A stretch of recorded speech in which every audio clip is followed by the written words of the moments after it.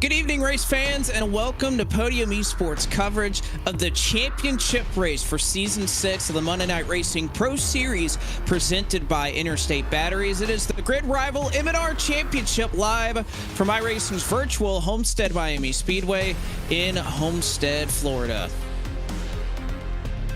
So happy you could be joining us tonight. I'm Blake McCandless alongside my friends in the broadcast booth, Kenneth Bueno and Jacob Hitz. And guys, it has been, golly, this year has flown by already. It's hard to believe we are already back at Homestead for yet another title day to have somebody potentially claim another M&R championship. It's just flown by before our very eyes, guys.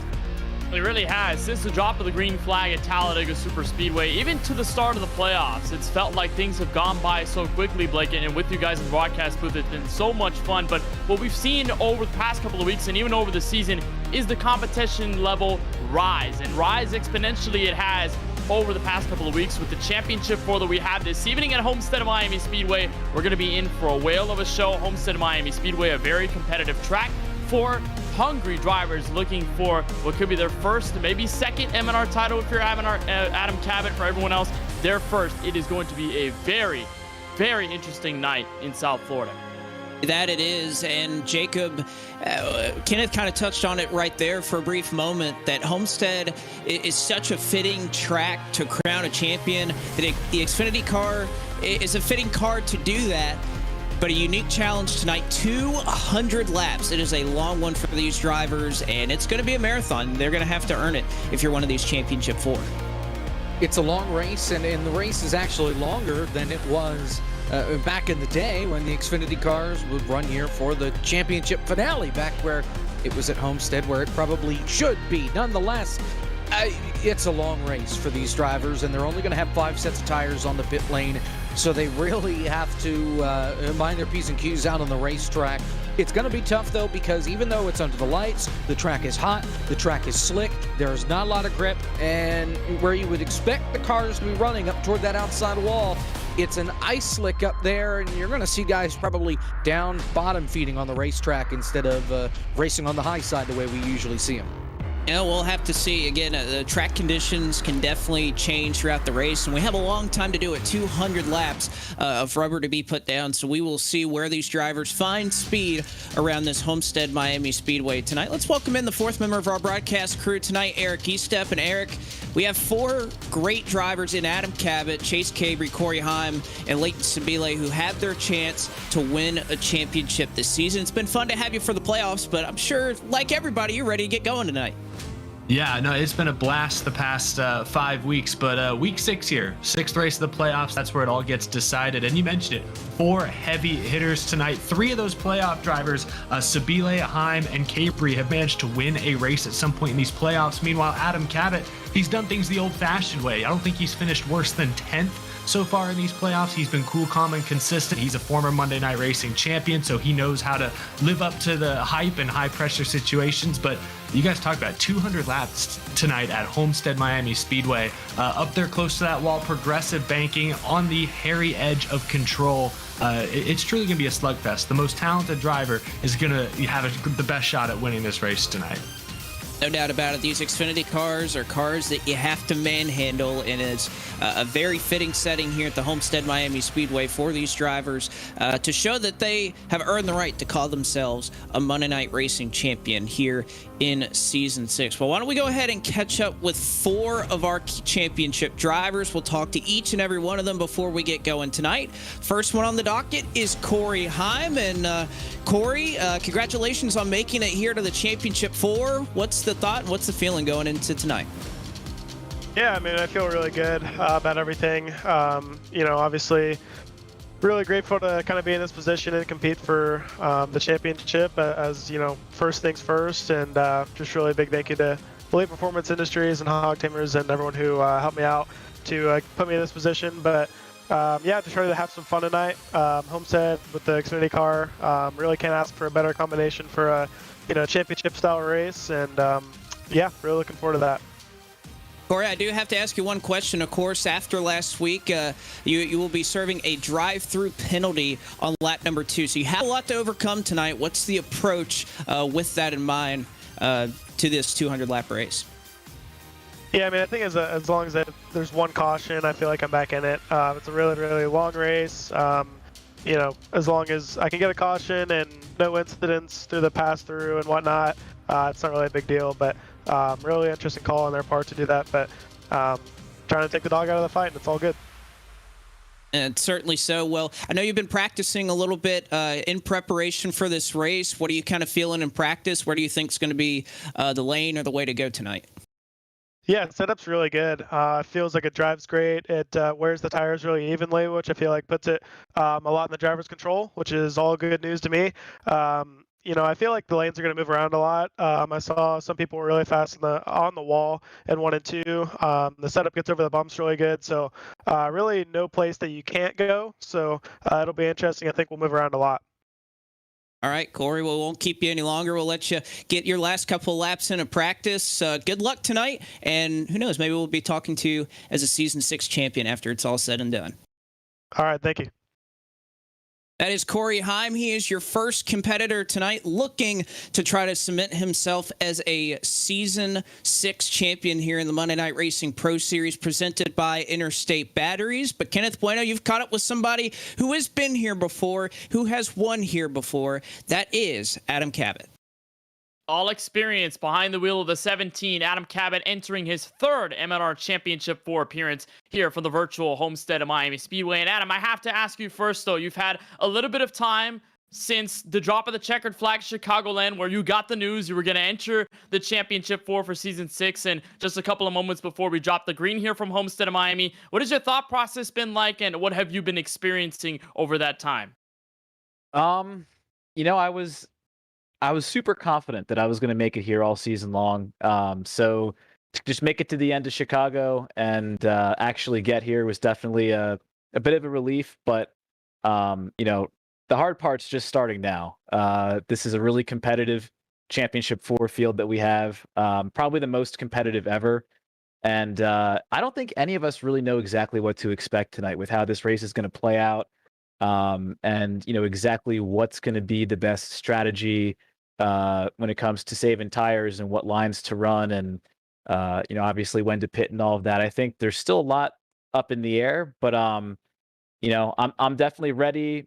I'm calm, no nerves. Like you said, I've been here before. I've already, you know, I don't feel like I have anything to prove necessarily. I've already, you know, I've already won a championship and shown what I can do, but at the same time, to be the first 2-time Monday Night Racing champion would be very special. So, hoping to do that tonight. It's a really long race, the longest I think we've ever had in this league. So between that and 100% fuel, it's going to be just, you know, try not to get worked up too early. Just trying to pace myself. And, you know, if something I'm doing isn't exactly right, if I see the other guys are doing something that maybe I should be, there's enough time in this race, or there at least should be, to adapt. So, yeah, I feel like it's kind of wide open as to who can take this, but just kind of antsy to get out on track and get it started.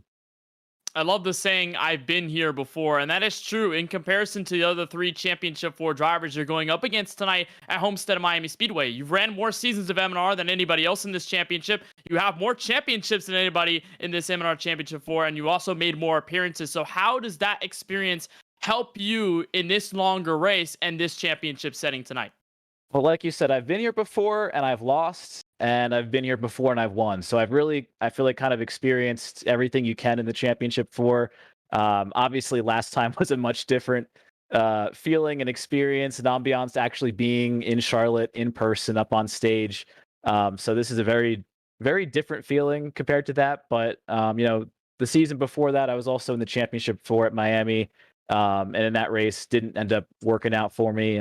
So yeah, I feel like I've kind of experienced it all, but at the same time, these are fresh competitors. I've been racing these guys all season, but never in a championship duel. And everyone always steps it up for this championship race. You know, you see it in real life. It always seems like it's a Championship 4, running 1, 2, 3, 4 at some point during the race. And I'd be surprised if we don't see the same thing tonight. So, yeah, just antsy to get out there, but yeah, hopefully that past experience will be something that'll benefit me. And the past experience includes a fantastic battle with David Schildhouse in the last laps of the Auto Club race back in Season 4. Remember that? And back on how elated you were when you crossed the checkered flag in celebration of that championship. For this second time, if you're able to do it here from Homestead-Miami, how much will that mean to you? Not only, of course, like you said, being the only driver to have 2 MNR championships in series history, but also just getting a second one overall. Yeah, no, it'll mean a ton. It'll mean a lot. The competition's only gotten tougher in this league. Not just this championship 4, but we've definitely, the drivers who've been around for a while have gotten better. And we've also just added a lot of new talent to the league. So, as this competition increases, I kind of have to step up my game to keep up and, to show that I could win another championship with the increased competition. That would be amazing. So, hopefully I'll be talking to you guys post-race, and it'll be in victory lane. A lot of excitement heading into tonight's Championship 4 race. Adam, on behalf of our entire broadcast team, thank you so much for taking some time to talk with us. Congratulations on making the Championship 4 for Season 6. Best of luck out there on track. Thanks, Kenneth. So that is Season 4 champion Adam Cabot trying to get his second MNR title. He's got a lot of work to do, but obviously, like we talked about, experience has been key for the driver of the 17. We'll talk to a driver, though, that is making his first MNR Championship 4 appearance. Jacob Hitz, you're caught up with the driver of the 25 in Leighton Sibille. And last week's winner, a 2-time winner this season. And believe it or not, 3 of our 4 playoff drivers have won 2 races this year. Leighton, no stranger to victory lane either. And both of those wins coming with your back up against the wall, winning the last race to get into the playoffs at Talladega and the next gens, and then last week at Chicagoland when everything was on the line, going to victory lane in the trucks. Are you the closer of MNR? Is that what we've learned from this season? Yeah, I don't know about necessarily being the closer. I like to say that we take full advantage of all the opportunities that come our way here on this 25 team. Really, the Hog Tamers team in general with Corey and I feel like we have shown some speed throughout the season. Unfortunately, in my camp, we really didn't get off to that great of a start. Of course, we missed the playoff, or we didn't miss the playoffs. We missed the first race of the season. We went home, so didn't have enough owners points in the last season that we ran here in MNR, and really had to scratch and claw our way to get up here. So I'm proud of all the teamwork that we've had to get us to this point. And like you said, we've been in some tough situations, but I would say overall it's been a really good season. You talk about teamwork, and you're one of the unique drivers, along with Corey Heim, the fact that you're going to be racing a teammate for the championship tonight. Are you going to race Corey any differently tonight if you two are battling it out for a possible championship? 100%. 100%. Corey and I, we started this Hog Tamers team about a year ago now, and really we've grown to become really good friends on and off the racetrack. He's a really good driver, and if I can't win it, I want to make sure that he does. He's been a really good teammate and helper to me over the course of the season, and certainly if there's any chance for me to cut him any breaks, I will be sure to do that. But I can't say enough about everyone here that made it to the Final Four. I mean, obviously, Chase and Adam both were really strong throughout the entire season. So it's going to be a tough fought race. But I feel like I kind of don't really have all that much pressure on me. Let's talk about tonight's race. Obviously, a week ago was another 1.5 mile racetrack. A little bit different surface age, different time of day, different weather, and also a different car between last week and tonight. Is there anything that you really carried over from last week into tonight's race that you think could help you?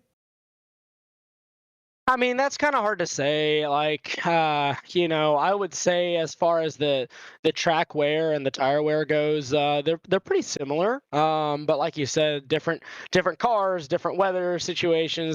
There's a lot of different variables that have changed from one week to another. But regardless, I think what's going to help win this race is going to be that strategy. You're going to see guys running all over the place, whether it be on the bottom or hugging that seam or even up riding around the fence. So I think really at the end of the day, it's going to be one of those deals where you want to first and foremost keep all the fenders on it. Make sure that you're not going up there and getting any extra damage for no reason, because that really, really, really hurts these cars. So just keeping yourself up in that position is going to be key. I don't know if there's necessarily anything that can transfer over, but certainly it's going to come down to who really wants this championship the most. And I think we've proven that we will do whatever it takes to do just that. You used some strategy in last week's race. It helped that we went caution-free as well. But getting off strategy with the remaining drivers that are left fighting for the championship, and that got you into the right place at the right time. Do you expect this race to go green? Are you anticipating this race to go green? And if it does or doesn't, how will that affect your strategy for tonight? Well, I think there's a bunch of different ways to play this out, and thankfully we're going to have our race engineer and strategist and Mon and Raman, who is one of the crew chiefs over at Venturini Motorsports. He's been a huge help to our program over there, Hog Tamers, and I'm gonna rely on him when it comes to all the data and the trends of the race. Honestly, man, like I said earlier, I feel like I don't really have all that much pressure on me. I really don't think I was on many people's playoffs brackets to even get to this point.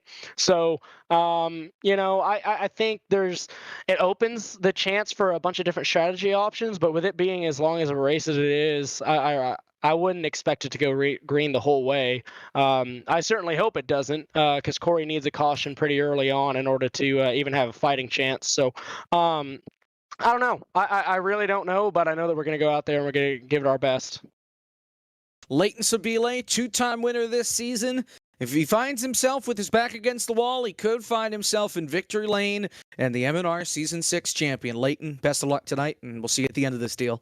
Thank you, guys. Before I go, I just wanted to give a quick shout out to my supporters at Toughco Flooring.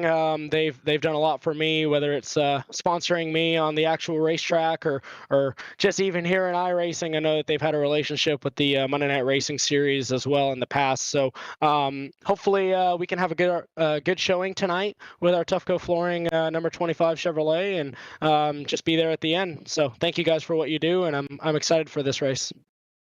One last driver for us to meet. Eric E. steps with him. Chase Cabery, hunting for his first title. Chase Cabery won the opening race in these playoffs way back at Richmond, but since then has been really super duper consistent to make it here to the championship four. So Chase, first off, congratulations. And tonight's a long race, 200 laps. So do you think kind of consistency will be key tonight, or are you going to have to lay it out all on the line to get the win and the championship? Yeah, I don't know. This track is so hard on tires. I think you just gotta run your own race, take care of your stuff the entire race, and try to be there at the end. I mean, I'd hope to qualify up front. That's kind of been my goal. This race is to get up front, be able to set my own pace, run my own race, and let the cookies crumble how they're gonna go. Yeah, well, you mentioned it's a challenging race tonight. Is track position going to be key? I mean, what kind of unique challenges do you expect to face out there at Homestead tonight? Yeah, I mean, I think the top is definitely faster in 1 and 2 to start a run. I would say for probably 10 laps or so, the top's really good. Maybe not as soon as or as the race is, but once the race starts to get some wear on it and the starts to go to the night transition, I think the top will be good for a little bit, but I think you kill your tires too much going up there. So I think we just gotta stick to the bottom to conserve your tires, and then if we do have a 10-lap shootout, I think I've put enough laps in to where I feel confident of getting up there and putting the elbows up and getting after it.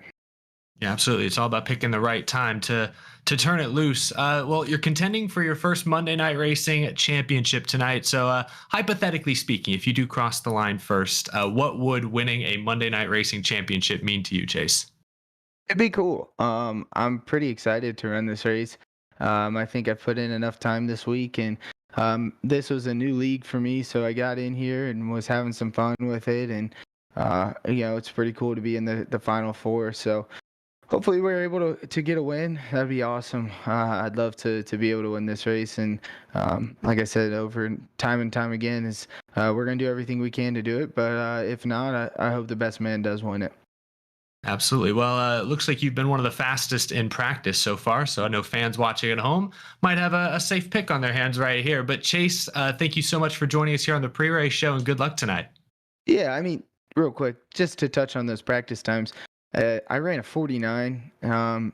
You're not running that anymore. That was when I first got in. The server was super fast, and it slowed down. So those times are a little bit swayed for sure. It's a PR lap, you know. Yeah. There's gonna be some guys that are gonna be really fast here in qualifying, and really fast in the race that you literally can't go that fast anymore. So it was just only because I got in here early.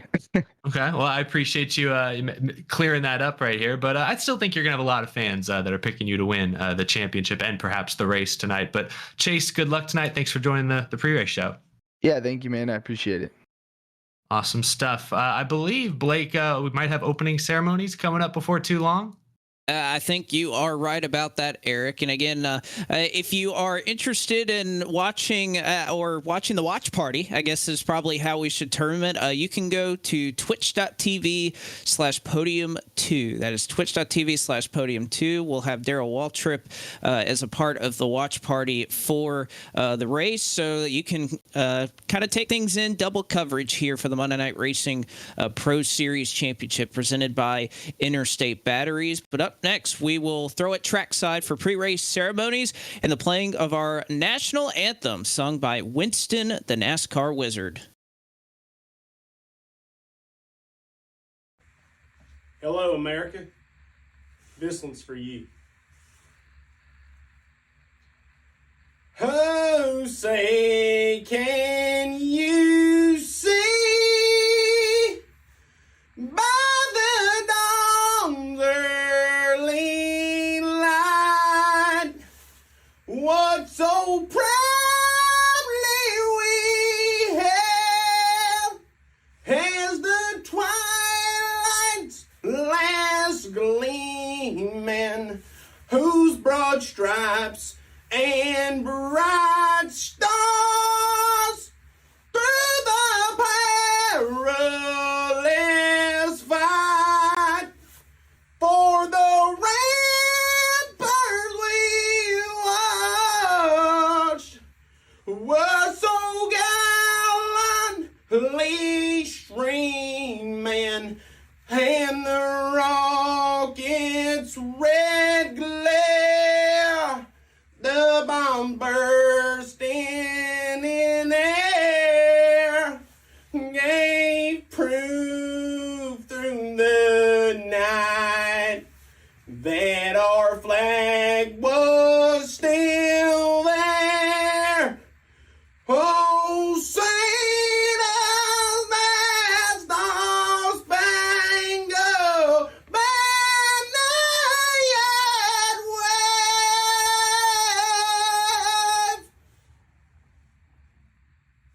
for the land of the free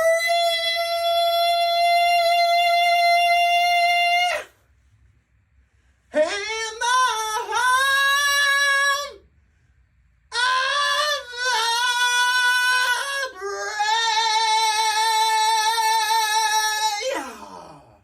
Thank you, America.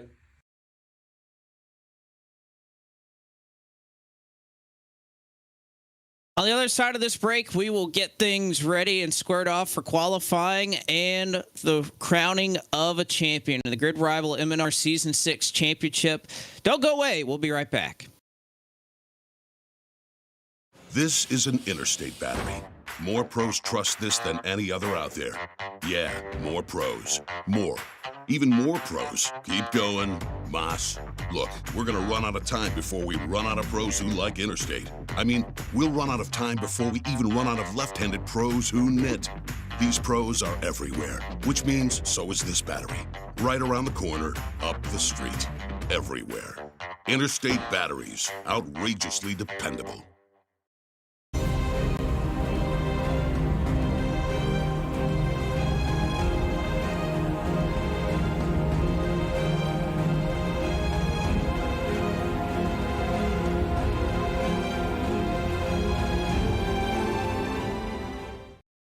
frontstretch.com, providing up-to-date news, analysis, and commentary on all the latest in the world of motorsports. Check out Front Stretch YouTube page for post-race content after the checkered flag waves for most NASCAR events, giving you up-close interviews with your favorite drivers and the stories that matter each weekend. For the best seat of the track and the best view on the web, visit frontstretch.com.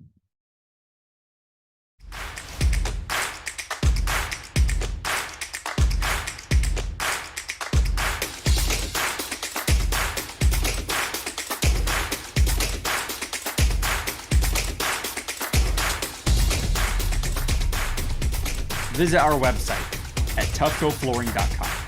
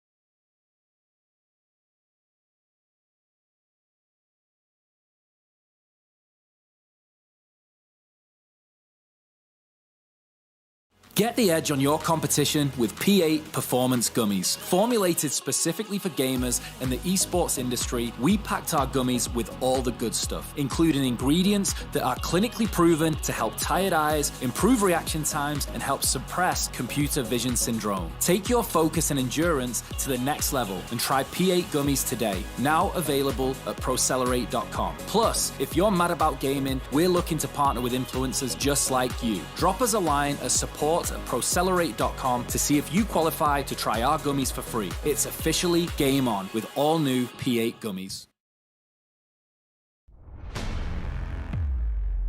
Back with you here from the Homestead-Miami Speedway, where we are set to crown a champion tonight in the Monday Night Racing Pro Series presented by Interstate Batteries. Why don't we go ahead and take a look here as drivers are rolling around. About 2 minutes left before qualifying starts, and we get to see the starting grid for tonight's race. Let's go ahead and look at our picks for tonight, which at least recently, guys, has been, let's see who Blake gives the kiss of death for tonight. But we have 4 different picks amongst 4 different championship contenders. Kenneth, I'll give you first dibs to defend yours. Well, I'm just going to make a disclaimer. Just because I interviewed Adam Cabot a couple of minutes ago is not why I picked him for tonight's race. I'm picking him for many reasons. One, he's a very consistent driver, I think, at easiest. And then at hardest is just the details of him being in his 3rd MNR Championship 4 appearance, him being the most experienced out of anybody in this Championship 4 up until this point. And also a very interesting stat, last time he won the championship back in Season 4 at Auto Club, in that entire season, he had won 1 race. Everybody else in the Championship 4 had won 2. And yet Adam Cabot was able to overcome all that and win the title. So I think it's going to be a repeat for the 17. He's proven to be very good with these discipline-heavy Xfinity Series cars. He's been very talented at tracks like Homestead-Miami Speedway in the sim, so I have no doubt 17 will become the first ever 2-time MNR champion after the checkered flag.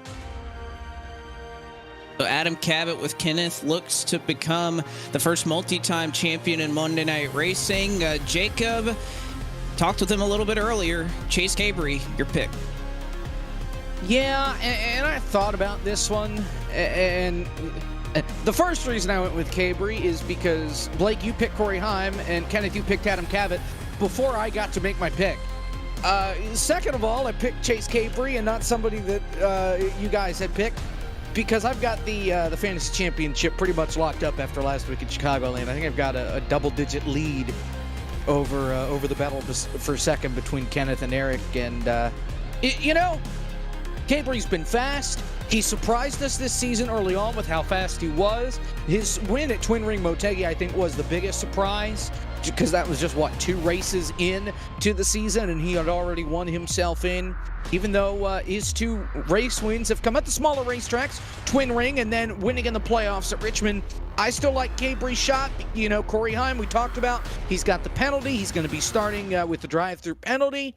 Not saying Cabot can't get it done, but I think Chase Cabery's just going to be able to outperform car number 17. Chase Cabery's going to win the championship tonight. All right, there's Jacob Hitz. Eric, I know Leighton Sibille has, I don't want to say he's a surprise Championship 4 contender, but the way he's had to do it, he's put his back up against the wall numerous times, and yet here he is with a chance, and you say, a championship tonight.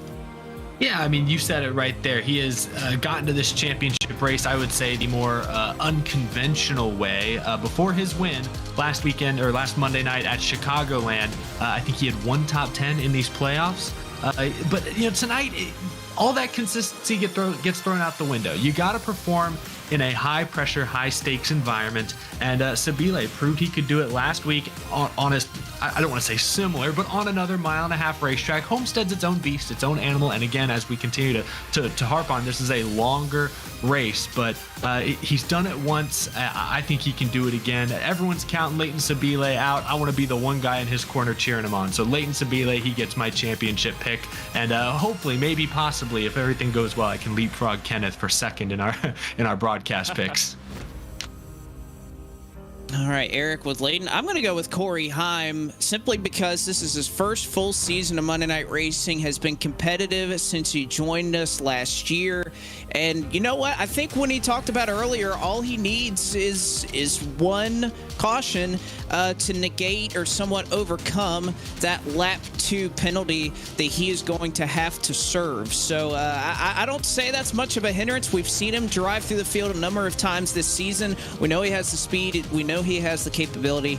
And I think Corey Heim gets it done. Now, again, that has been the absolute kiss of death for anybody that I have picked this season. I am by far, in a way beneath everybody when it comes to our season standings. Jacob, I think you pretty much got that locked up, and Eric and Kenneth are going to have a nice little bout for second here, but way behind, and again, it's been a rough year, guys. Yeah, you have yet to win a week, Blake. All 3 of us, Kenneth, Eric, and I, all 3 of us have at least won a week. You've come close a couple of times. I believe Texas was the closest when it was only the 2 of us that scored points because all of our picks were bad that week. But yeah, it's not been great for Blake McCandless. Hey, maybe tonight's the night that things turn around. The problem is you're 5 points behind Eric, so Leighton's going to have to not finish this race, I would think, in order for you to not finish at the caboose of the field here. I'm not taking any chances, but yeah, it's been a rough year. If we'd had a picks playoffs, you guys just said I hadn't won a single one, so I wouldn't have even made a playoffs amongst ourselves. As we take a look at our Grid Rival featured matchups for tonight, the most in-depth fantasy motorsports manager game on the planet is full of engaging features that bring a new level of engagement to your favorite racing series. And Grid Rival is proud to support Monday Night Racing and, of course, this championship event tonight. You can check out the Grid Rival app in store or on the App Store or in Google Play if you have an Android. But of course, a big announcement with NASCAR this week. Now available, NASCAR Grid Rival Fantasy Matchups, a season-long contest with $100,000 in prizes set for today. Or announced earlier this week. You can download on the App Store or Google Play to get ready for that. And boy, that should be a lot of fun. A season-long fantasy contest taking place. I remember reading it on Twitter a couple days ago. That should be fun, and heck, who knows? Maybe that'll be a topic on Dirty Mo Doe, the new podcast that Dirty Mo Media released with Steve Letarte. It should be fun. As you take a look on the left-hand side of your screen, you saw the odds flash before your eyes there, and guys, I think we're just about all said and done. You can see at the bottom of your screen right now everything that is scrolling through for next season as we take a look at Homestead-Miami tonight.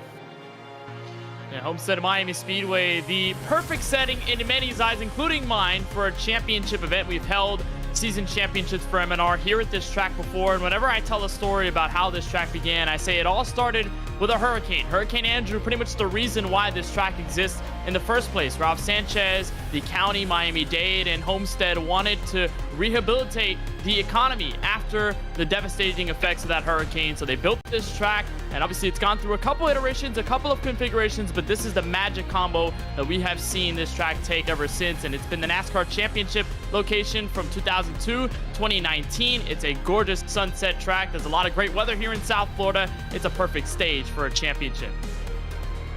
That it is. It is going to be a wonderful setting. And, well, by the way, ladies and gentlemen, qualifying is done, and we have ourselves quite an interesting starting row. Let's go ahead and take a look at the BST Shock starting grid for the Monday Night Racing Season 6 Championship. Corey Heim, quick time, which is going to be interesting because he's going to have to pit on lap 2, but nevertheless, he has the #1 pit stall and the quickest time by 1/1000th of a second over Anthony Alfredo. Those two drivers will make up your front row. Leighton Sibille, another championship competitor, makes up the 3rd spot along with another championship competitor in Adam Cabot. So 3 of your top 4 have a chance at a title tonight.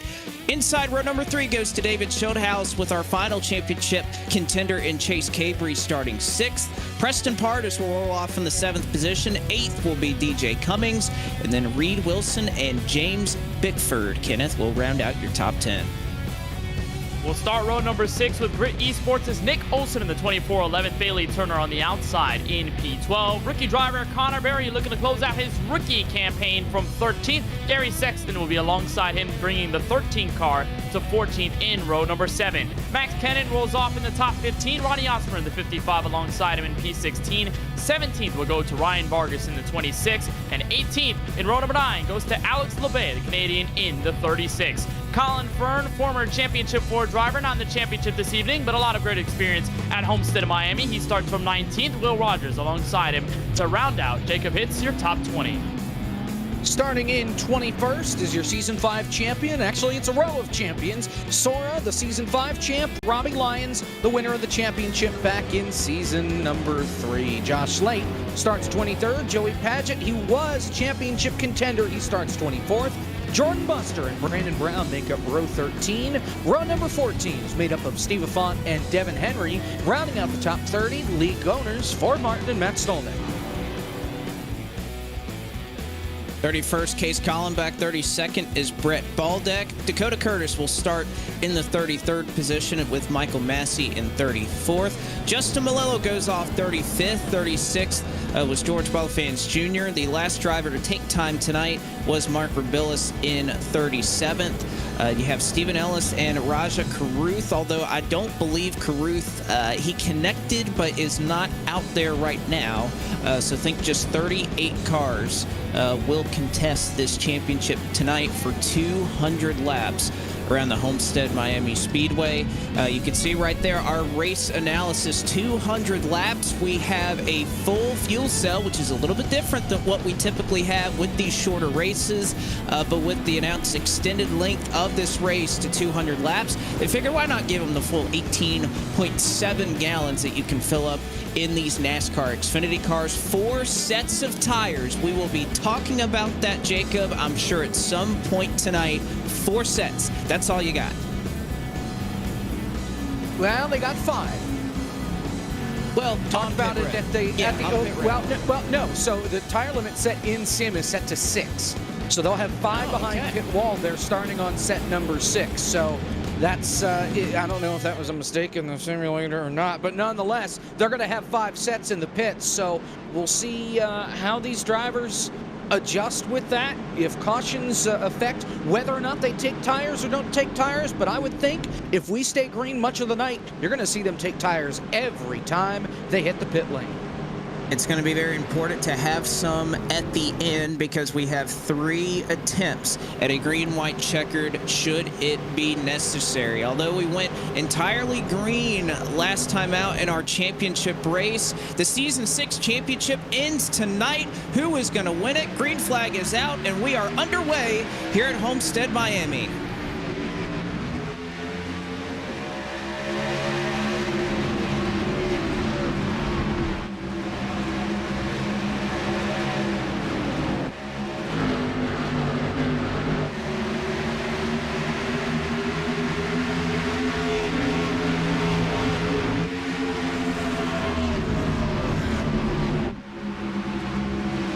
coming around 3 and 4, you're going to see right now the 51 of Corey Heim is going to pull off of the racetrack. He's going to have to get down to pit road speed, and he didn't? No, black flag, car 51. Wow. Now, unless that's the drive-through, I didn't see, did they give him okay, they did give him a black flag in sim. So I think he's okay, maybe? I got a little ahead of myself thinking, oh, he's just pitting, knowing that he's gotten the flag. At the cone, he's doing 51, so he might be okay, but it was close.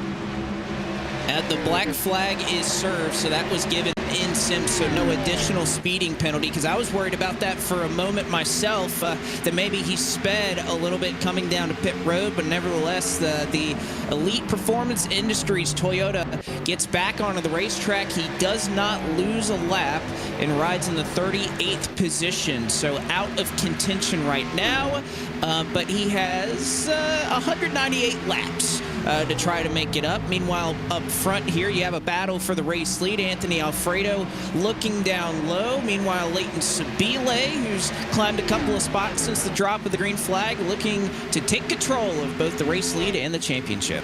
This is going to help Sibile's confidence a bit, being able to hold off Anthony Alfredo for a while, and Sibille not afraid to go for that third lane in turn 1. In the opening laps of this race, we may see that as the sun falls here from South Florida. A couple of drivers trying to work that very bottom, very middle, or in some cases like Sibille, go right up against that outside wall. Sibille in some clean air, but most importantly, Blake, a bit of a buffer between himself and the next championship 4 driver in line in Chase Cabery. So good signs for now from Sibille. Just don't want to use the equipment too early in this race.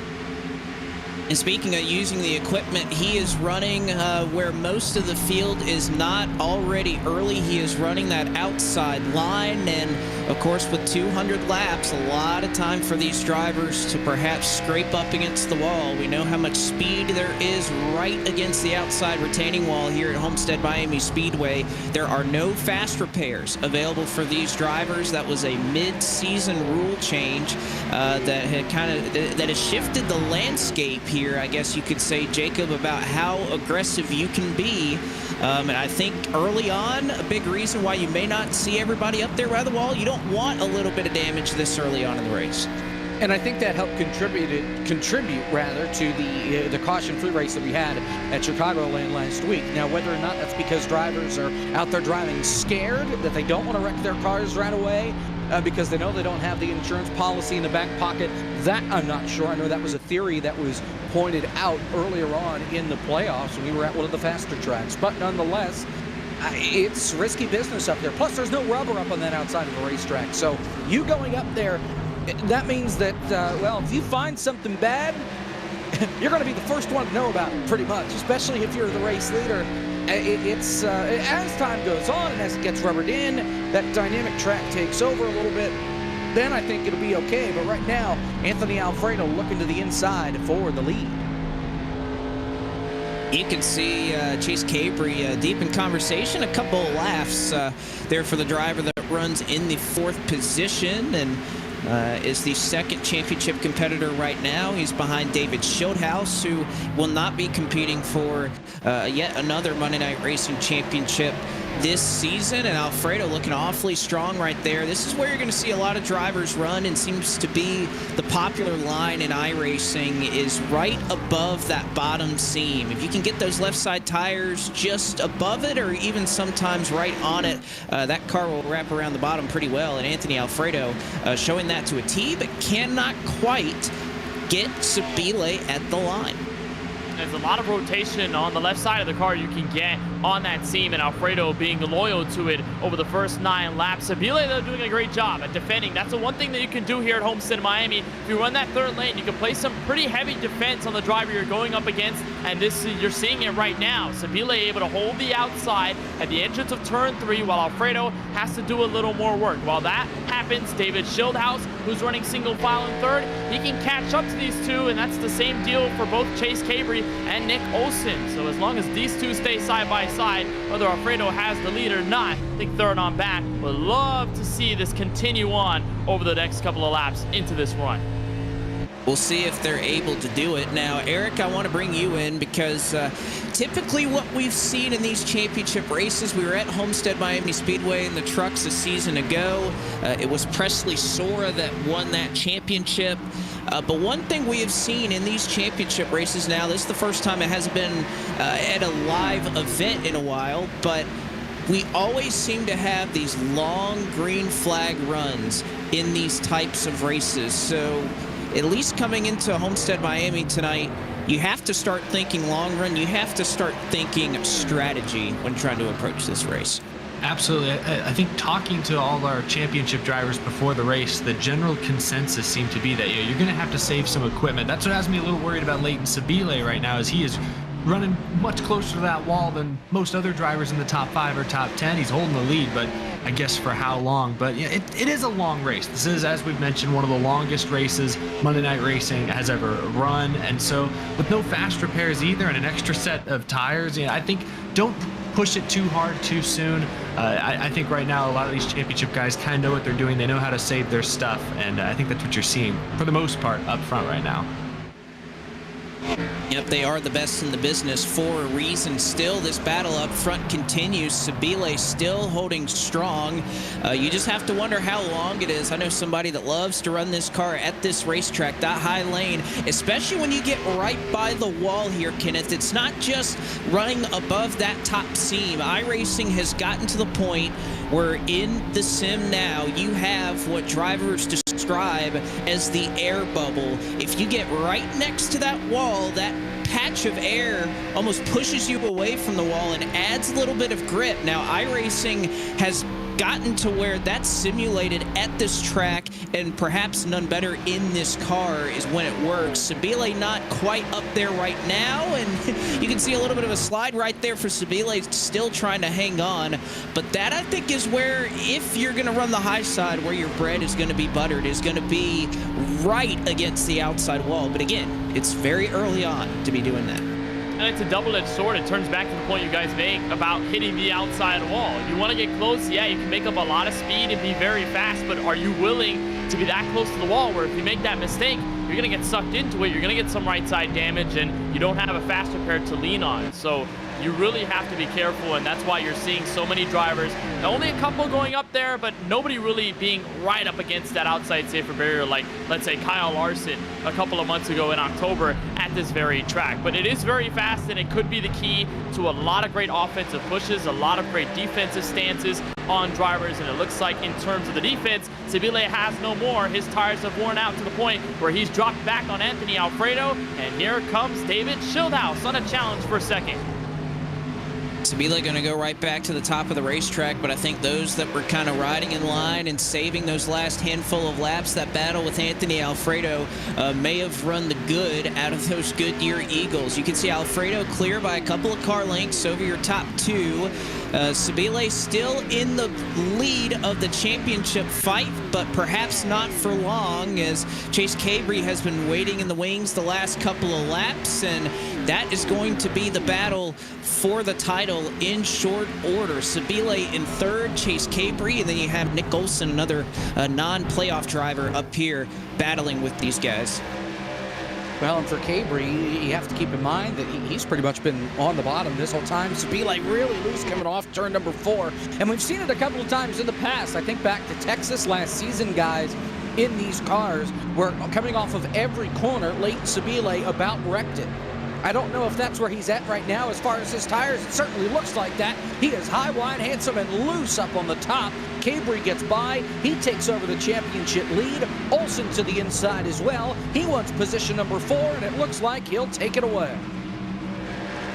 So Sibille going to have it. It looks like Olson is going to clear on Sibille, whose car is hanging out like a hair on a biscuit right now, as Sibille falls 2 spots that lap.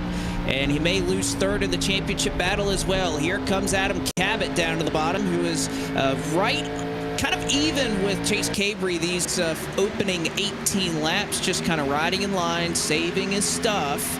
And now he's going to try to go by Sibille. That's what Cabot pointed out in that pre-race interview, was just trying to be consistent, really being conservative in this first stage, because there are so many laps on tap. When it's less laps, sure, you can afford to push it a little harder over the course of a run. But here, when you have 200 laps in, especially when you've gotten these first 18 green, your biggest priority is taking care of the car. It's not being the outright fastest on the racetrack. I'm sure Cabot is not worried about Chase Cabery being in the championship lead, because he knows he's at least still within striking distance and he's running consistently. He's saving his stuff for now. The fall only continues for Leighton Sibille, who pushed a little hard on the run. DJ Cummings, who had also been running the outside wall, he now switches over. He goes to the inside, and following suit, Charlotte Phoenix's own James Bickford had a bit of experience last season in the championship for, not in it this time around, but Bickford running well inside the top 10. That he is. You have Colin Fern and Presley Sora, who are just behind them, who are running up in the top 10, and pretty much may not be current playoff drivers, but just playoff drivers in general who have been eliminated over the course of the last couple of rounds, litter the top 10. However, the fastest car on the racetrack right now is the driver who's running in 37th right now, Corey Heim. Corey Heim is making hay, and you know, you never want to lose and give up 20 seconds to the rest of the field. Jacob, that's essentially what he gave up pitting, but the one thing he gained out of that, there's nobody around him, no traffic. He has all the clean air in the world, and at least right now, he is putting it to good use. Yeah, he's trying his best right now, and he is actually gaining a little bit of time on the rest of the field. The problem is, though, is that we've stayed green a long time. So he's still on the lead lap, yeah, but he's at risk at this point in time of still being behind the pack. But if Leighton Sibille stays out there another 5 laps, he may get that caution he's looking for. Conveniently enough, it'd be from his teammate. Now, I do have to wonder, though, do you kind of attack this race backwards if you're Corey Heim? Do you try some strategy? If everybody's going to pit at lap 33 or lap 50, I'm sure there's some marker where drivers have decided, how many pit stops are we going to take? When are we going to come in? I'm wondering if you kind of know that you have to try something different. You have to try a different approach if this race were to go green. You can see Sibille, though, still reeling right now, has fallen back to 9th and is roughly half a second off of what your race leaders are running. So whatever Sibille did running up on the top side, I think these other drivers kind of starting to take note that that may not be the way you want to approach it.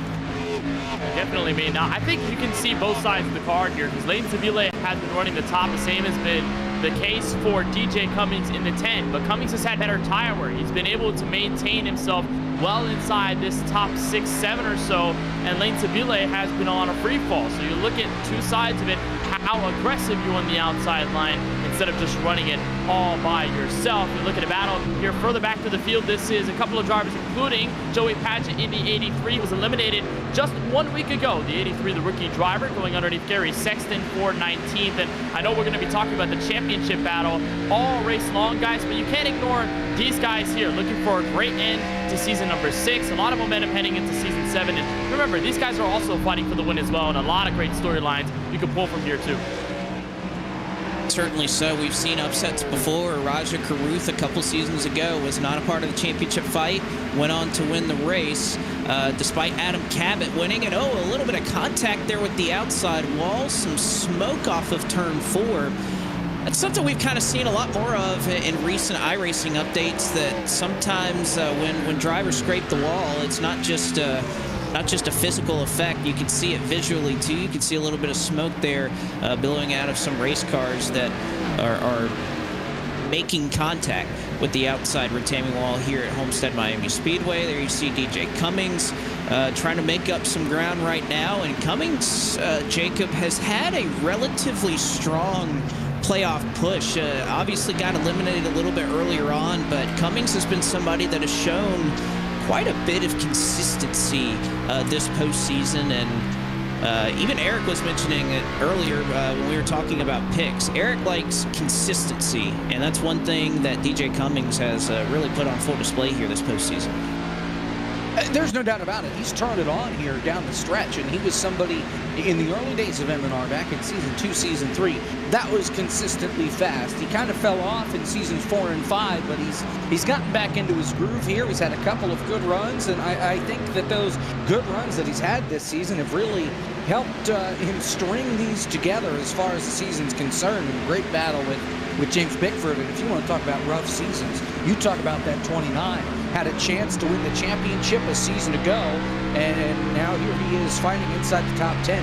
It has not been James Bickford's year by any stretch of the imagination. Was pretty well outside the playoff picture in that last race at Talladega, and has just been trying to rebound since the mid part of the season. And he's put together a pretty solid run right now. That he is. You look on board of Justin Malillo, somebody else that it seems to be same song, different dance, that has barely missed out on the postseason each of the last number of years. He was just shy of making it this year, but of course looking to end Season 6 here on a high note and try to build some momentum for the next time we come out here in Season 7, which with the schedule being released here in Season 7, we are going to take quite a bit of a break. October is the next time that we'll be back out for the Monday Night Racing Pro Series presented by Interstate Batteries. So a decent break that nearly spans the entire NASCAR season before we head back out for 18 races to crown a championship in Season 7. So after here, it's a little bit of time off for M&R, Kenneth. A little bit of time. I know that I'm not going to be able to unfold my beach chair while having M&R alongside. I'm just pulling up some notes to update it for the next week, but I think this break's certainly worth it. I know a lot of drivers have hectic schedules. NASCAR season is going to start in just about a week time, or even less than that, a couple of days. So everyone's going to be very busy. I think it's definitely nice to have a little bit of time off, and that's going to make the return a lot more sweeter, I think, guys. When we return on October 2nd, we're going to be so excited, so amped up. I think even more so than having just maybe 2 months or so a break and then coming immediately back to action. It's going to be awesome to have everybody return for season number 7. And with the schedule we have lined up, a lot of old favorites returning, a lot of new entrants into the combo list heading into the season. And of course, the competition is going to be so high. And I think that's what we're looking forward to the most. You can see right here Leighton Sibille, and you know, we don't often get the shot from behind the driver where you can really see the amount of work that Leighton is doing. You can see a lot of counter steer there as he's trying to turn to the right almost as much as he's turning to the left, getting into the corner. That car is loose, and I wonder here, Jacob, what he's thinking strategy-wise, because he's obviously seen that running the high side early has not paid off for him. He's roughly 6.5 seconds behind your race leaders. Got to start thinking about approach and when you want to start to maybe pit here as we get to about lap 33 or so. Well, and he's setting the slowest lap times out of everybody inside the top 20 as well, so he is just plummeting through this field, and he's got to find a way to figure it out with these tires. And I think just, you're right, pushing it a little too hard, using that outside line combined is what's causing Leighton Sibille to be turning right to go left around the racetrack. And that thing, he stays out 10 more laps, and he could put that thing in the wall. I wouldn't be shocked, as you can see kind of a typical Homestead-Miami problem, which is the sun setting in turn 1. Now, these drivers are lucky that the grandstands here have not been updated like its real-life counterpart, with some of the stands being taken out in turn 1. The blindness that you have as a driver is amplified even now more so than it used to be.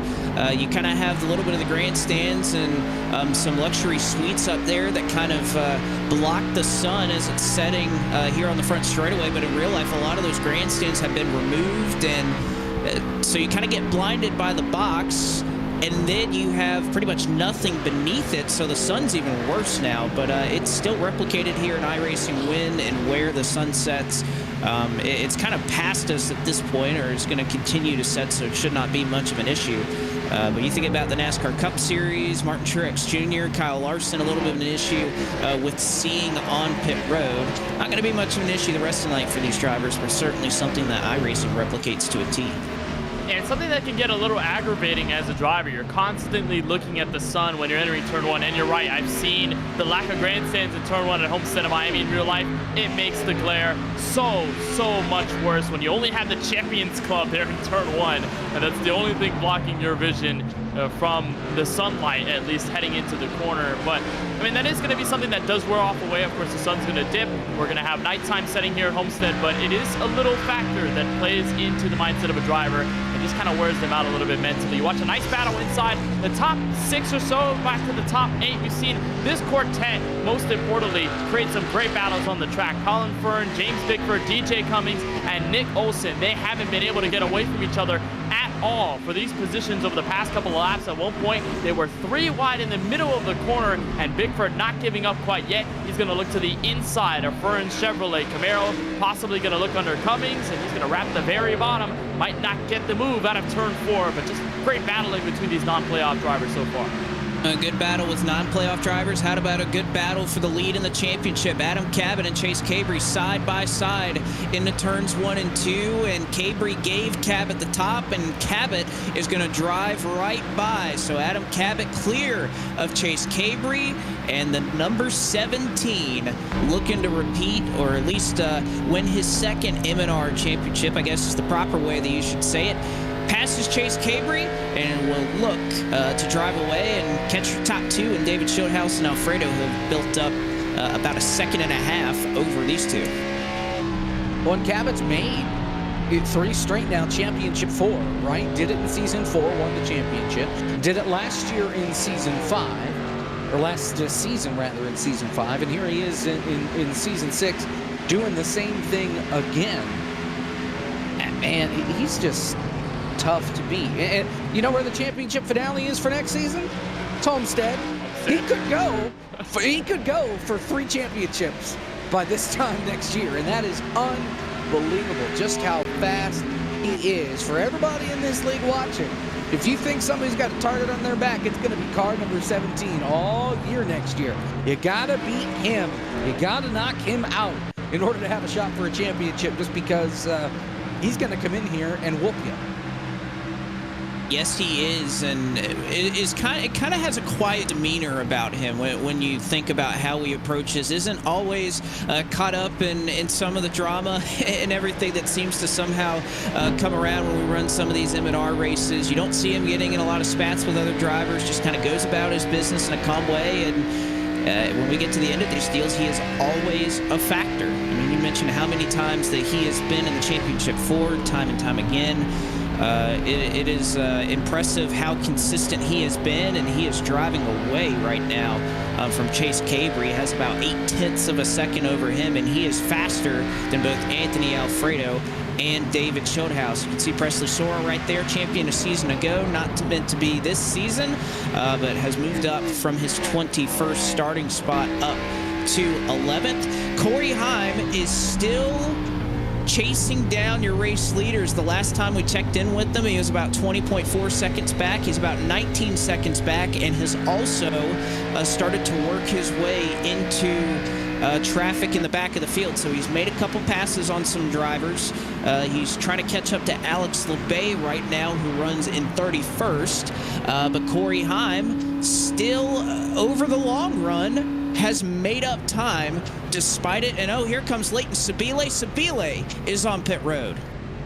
Similar strategy to what he pulled off at Chicagoland just a week prior. Remember, at Chicagoland, he severely undercutted the leaders. It worked out in his favor, so the 25, despite the heavy drop-off in the first stint and over the first 42 laps, he'll come in early. It's just a question of how long will it take for everybody else to strike for their pit box. I saw Joshua Slate in this mix as well. He seemed to be really the only other driver apart from the 25 to come in, but should it signal other drivers to follow suit? We may have to see there's Sibille emerging safely at the exit of turn 2, and I think Jacob Hitz, we may have reports Corey Heim might follow as well.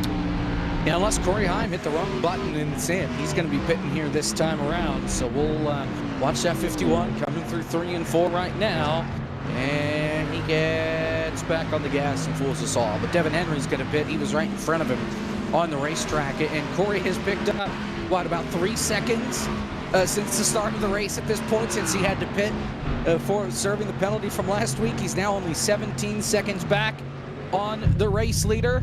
And I think it's only a matter of time here before we see the rest of our leaders come in. We saw a lot of drivers toward the back of the pack that choose to come in. So I would think that the call to pit is going to be within the next 5 laps. Well, I think there's two different approaches here, Eric. You have 200 laps. You can go, at least by my calculations, somewhere around 55 laps or so on fuel. And I think you're just purely going to have two different approaches here. You're going to have drivers who are going to try to cut this into 5 separate runs that try to go 40 laps each, and then some of them are going to go 50 laps each, as you see side by side for your lead. Oh, nearly coming to blows here in turn number 1. David Shieldhouse on the outside of Anthony Alfredo for the race lead. Yeah, it's really I apologize, Kenneth. I was just going to jump in and say it really is 3-stop versus 4-stop, I think, is the strategy we're going to be looking at. And I think if you're Leighton Sibille, who clearly was just not able to keep pace on the long run, I think you have to try that 4-stop strategy. Keep the freshest tires on your car as long as possible. I think that's the only chance he's going to have based on what we saw. He's fast in the short runs, great in qualifying, great the first 5-10 laps on that outside, but faded way too fast to be in contention if he tries the same strategy as these leaders. But Blake, yeah, great action going on up front right now. Certainly is. Shieldhouse on the top side, Anthony Alfredo on the bottom, and oh, by the way, Adam Cabot is just behind your race leaders as well, side by side, and kind of working into the opposite end of the speedway, away from the sunset here. You can see Adam Cabot, one of the fastest cars that has yet to pit right now, is that number 17 car, and Shieldhouse making the top work. You can see the sun blinding your drivers, and now Shieldhouse is going to pull one on Anthony Alfredo and go back down to the bottom. Shieldhouse looking to the inside. I think he might push Alfredo up the racetrack, but this is only further inviting the 17. How about almost 3 wide for the race lead at the exit of turn 2? Shieldhouse is able to clear. Alfredo falls back. The 17 will look to the inside. Remember, he's well and clear away from Chase Cabery in the championship lead. This is only adding more reassurance as the 17 slots in a second, lap 47. Alfredo perhaps starting to fade a little bit as Shieldhouse saves his tires and will take the point from Anthony Alfredo. David Shieldhouse, Adam Cabot, Anthony Alfredo, your top 3.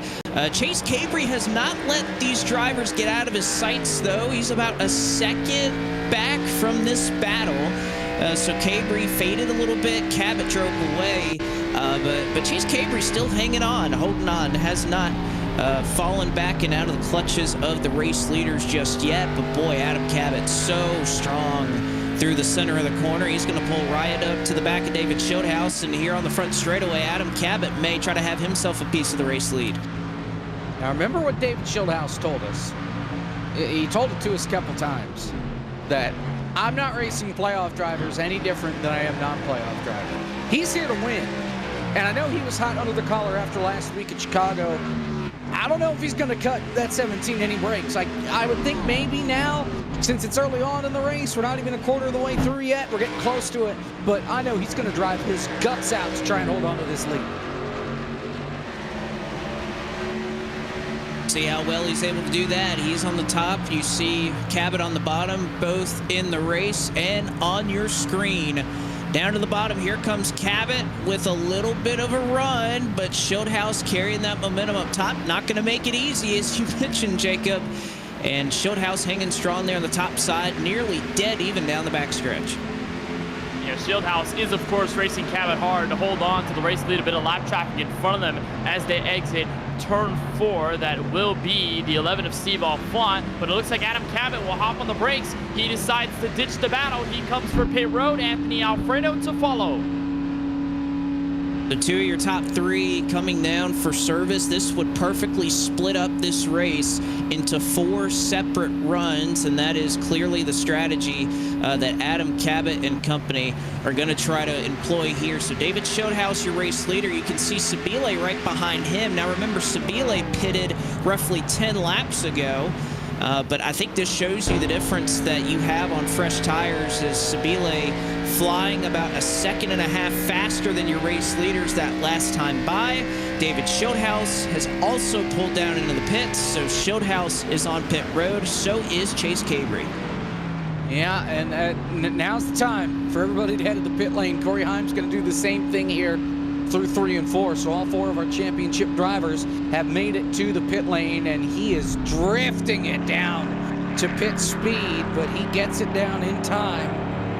No black flags as of yet as far as the cycle of green flag stops. And you know Corey Heim's going to be aggressive. He needs to get every second, every 1/10 of a second that he can to try and close in on the leaders after his penalty. Shieldhouse, Cabery down and away as Heim gets to his stall. Corey Heim will pull in, and you can see some drivers that have yet to come down and pit at this point. You can see Colin Fern running the top side right now and making it work for him as he's the race leader.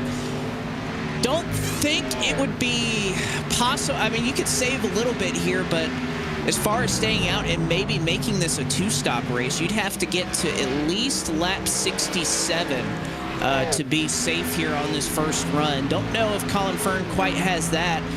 You're not going to really save any fuel riding there on the top side either, but nevertheless, Fern, Nick Olson, Presley Sora, at least 3 of your top drivers that have yet to pit. You can say the same about Justin Malillo, Gary Sexton, Jordan Buster, another couple drivers who have yet to make their way onto pit road. You can see Sibille, though, has 1 out in the cycle for now. Because of how early he pit, he's been utilizing those fresh tires to his benefit and has over Adam Cabot. Well, only honestly about 1.5 seconds. Cabot is right there. He had an incredible green flag pit cycle.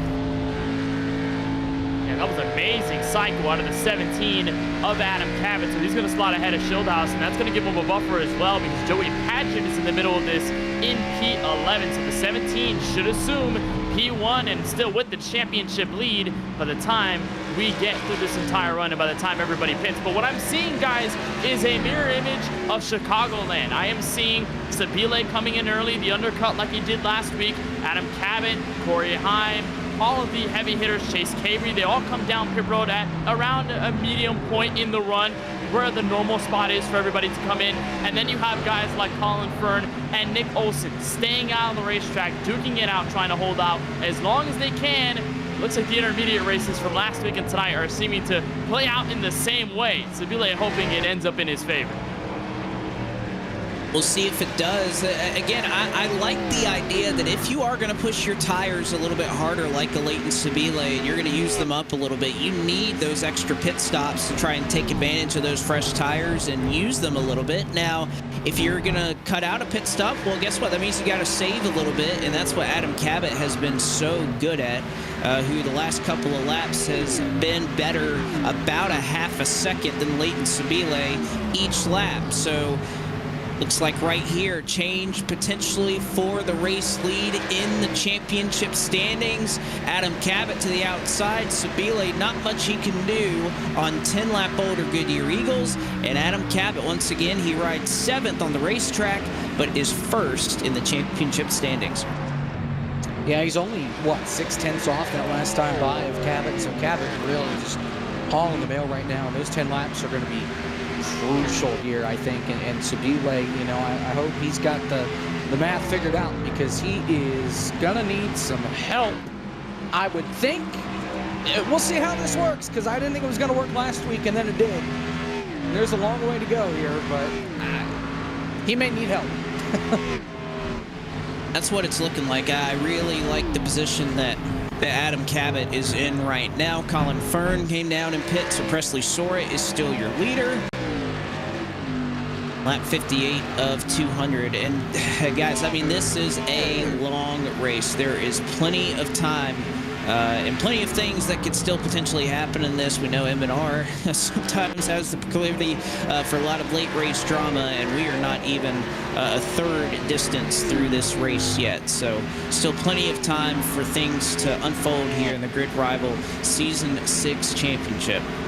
But of course, Monday Night Racing, a proud partner with Interstate Batteries. Interstate Batteries is built to top industry standards and has been the technician's choice for 9 years and counting. Powered by a distributor network of 300 wholesale warehouses and backed up by more than 150,000 dealers around the world, as well as 200 All Battery Center franchise stores, Interstate seeks to deliver the most trustworthy source of power to the world every single day. Interstate Batteries, outrageously dependable and a proud partner of the Monday Night Racing Pro Series presented by Interstate Batteries. We'll get a look at an update here on our grid rival featured matchups. Of course, two of them involving our championship contenders, Corey Heim, Leighton Sibille at even odds, although right now Sibille kind of well in front of that battle with Corey Heim's penalty. And Adam Cabot slightly favored over Chase Cabery, and the numbers are playing out so far as Adam Cabot through this cycle has actually taken the lead of the race overall. Nick Olson, Presley Sora, and the like have finally made their way to pit road. And again, grid rival NASCAR fantasy matchups partnering with the sport to have a $100,000 season-long contest. Again, a lot left. You could look up the Grid Rival app, both in the App Store and on Google Play. Should be a lot to come from our friends at Grid Rival. So we'll reset everything now that the entire cycle has completed. You have Adam Cabot, your race leader. David Schulthouse about a half second back or so, looking and actually running down your race leader and Adam Cabot for second. You have Leighton Sibille still hanging on for third, second in the championship battle. Anthony Alfredo, who led a good majority of the opening portion of this race, rides in third, followed by, well, actually, he just passed Leighton Sibille for third, so moves Sibille back to fourth. And here is Chase Cabery, who also pit a little bit later than Leighton Sibille, and there you can see the difference in tires. Cabery goes by, and he will take over the fourth spot. Yeah, we're going to see this all night out of Sibille, right? Where he's just going to keep getting passed and passed and passed. And, you know, he's in it for the long run. We'll see how it comes to at the end of the night. But right now, with Adam Cabot's speed, you know, even though Schulthouse kind of closing in on him a little bit, Cabot doesn't have to go out and win this race necessarily to win the championship. No, he doesn't, but you know what? It's kind of looking like that, at least as a possibility right now, with he and David Schulthouse running up front. You can see Sibille under attack right here. Reed Wilson, another driver who's had a pretty quiet season, but has found himself time and time again in contention and running up in the top 5 with some chances at some race wins. And he is really taking advantage of these long-run races. Makes the move by and will pass Leighton Sibille right there in short order. You watch here on the front end of Reed Wilson, a driver for Team Joyride, and teammates with former playoff driver Joey Paget. Now, of course, Reed Wilson has been around MNR for a while. Joey Paget in his first ever season in Monday Night Racing Pro Series history, and Team Joyride has been an underdog team to watch for. They have both been so consistent over the last half of the regular season. Reed Wilson has been putting up good race after good race after good race, and then the 83 of Paget putting in a playoff run in his first season. So a lot to watch for potentially out of that Team Joyride camp by the time we get to season number 7 when we roll off in October. There's James Bickford moving his way around Leighton Sibille. Next driver to catch up to Sibille will be Will Rogers, and Rogers has a 10-lap advantage over that 25 as he goes. Corey Heim is looking 4 wide off of turn 4, and one car was loose. It was Joshua Slade who nearly lost it off of the corner, and Corey Heim may have had himself a big moment right there as he was nearly 4 wide, had to go to the bottom 3. Slate slid up the racetrack, and this is kind of what you get having to come back through traffic. Just a lot of congestion in front of you. You're going to see the 0-1 on the top. Heim rolls the bottom, Slate up the racetrack. It's a little loose, and boy, could that have been something for Corey Heim, but you know what? It works out. He gets a handful of spots in that exchange, moves up to 18th, and by the way, if you want to do the math, we keep talking about how far behind the leader that Corey Heim is. He is now 18.5 seconds back. So Heim is continuing to make up time despite about a 22-second, let's call it, timing penalty that is what it about worked out to. So I got to say, we have a long ways to go. We're just now a third of the way through. He'd need a little bit of luck right now, but I think if we get a caution, Corey Heim is the fastest car here at Homestead-Miami tonight.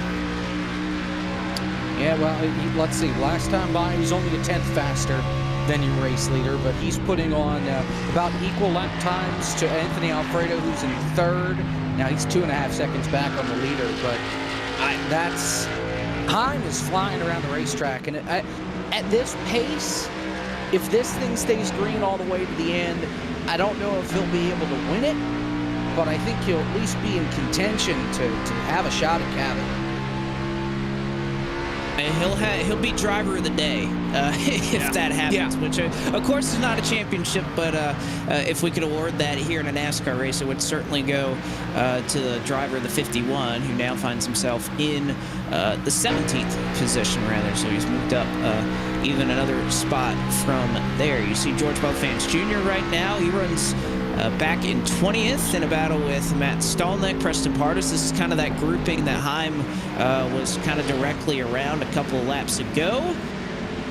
Mentioned these races can change with yellows. It's looking like this would be, if there was going to be a spot on the racetrack where it might happen, this might be it. A lot of competition around this midfield. There you see the 94 diving to the inside. This is going to be a pass attempt for 19th on the track. Stolnick, a playoff driver, eliminated from last week's race at Chicagoland Speedway. And here comes, I believe, Max Kennan. There's Steve Alfont, a lap car going to be in it. There's a look at Ford Martin, who's in the back end of all of this as they go side by side. And Balfans just may make that spot happen. He does. So Balfans in the 94 moves up to 19th. We'll look to Preston Pardus, P Money for 18th on the track. A nice look out of Martin, who has built up some consistent runs throughout this MNR season. Obviously did not make the playoffs, but has had a lot of fun out on the racetrack and might make up some nice spots here. Kennan, Stolnick, Balfans all within range and striking distance, and Ford looking underneath the 21 for the spot. Kennan gets way loose out of turn 2.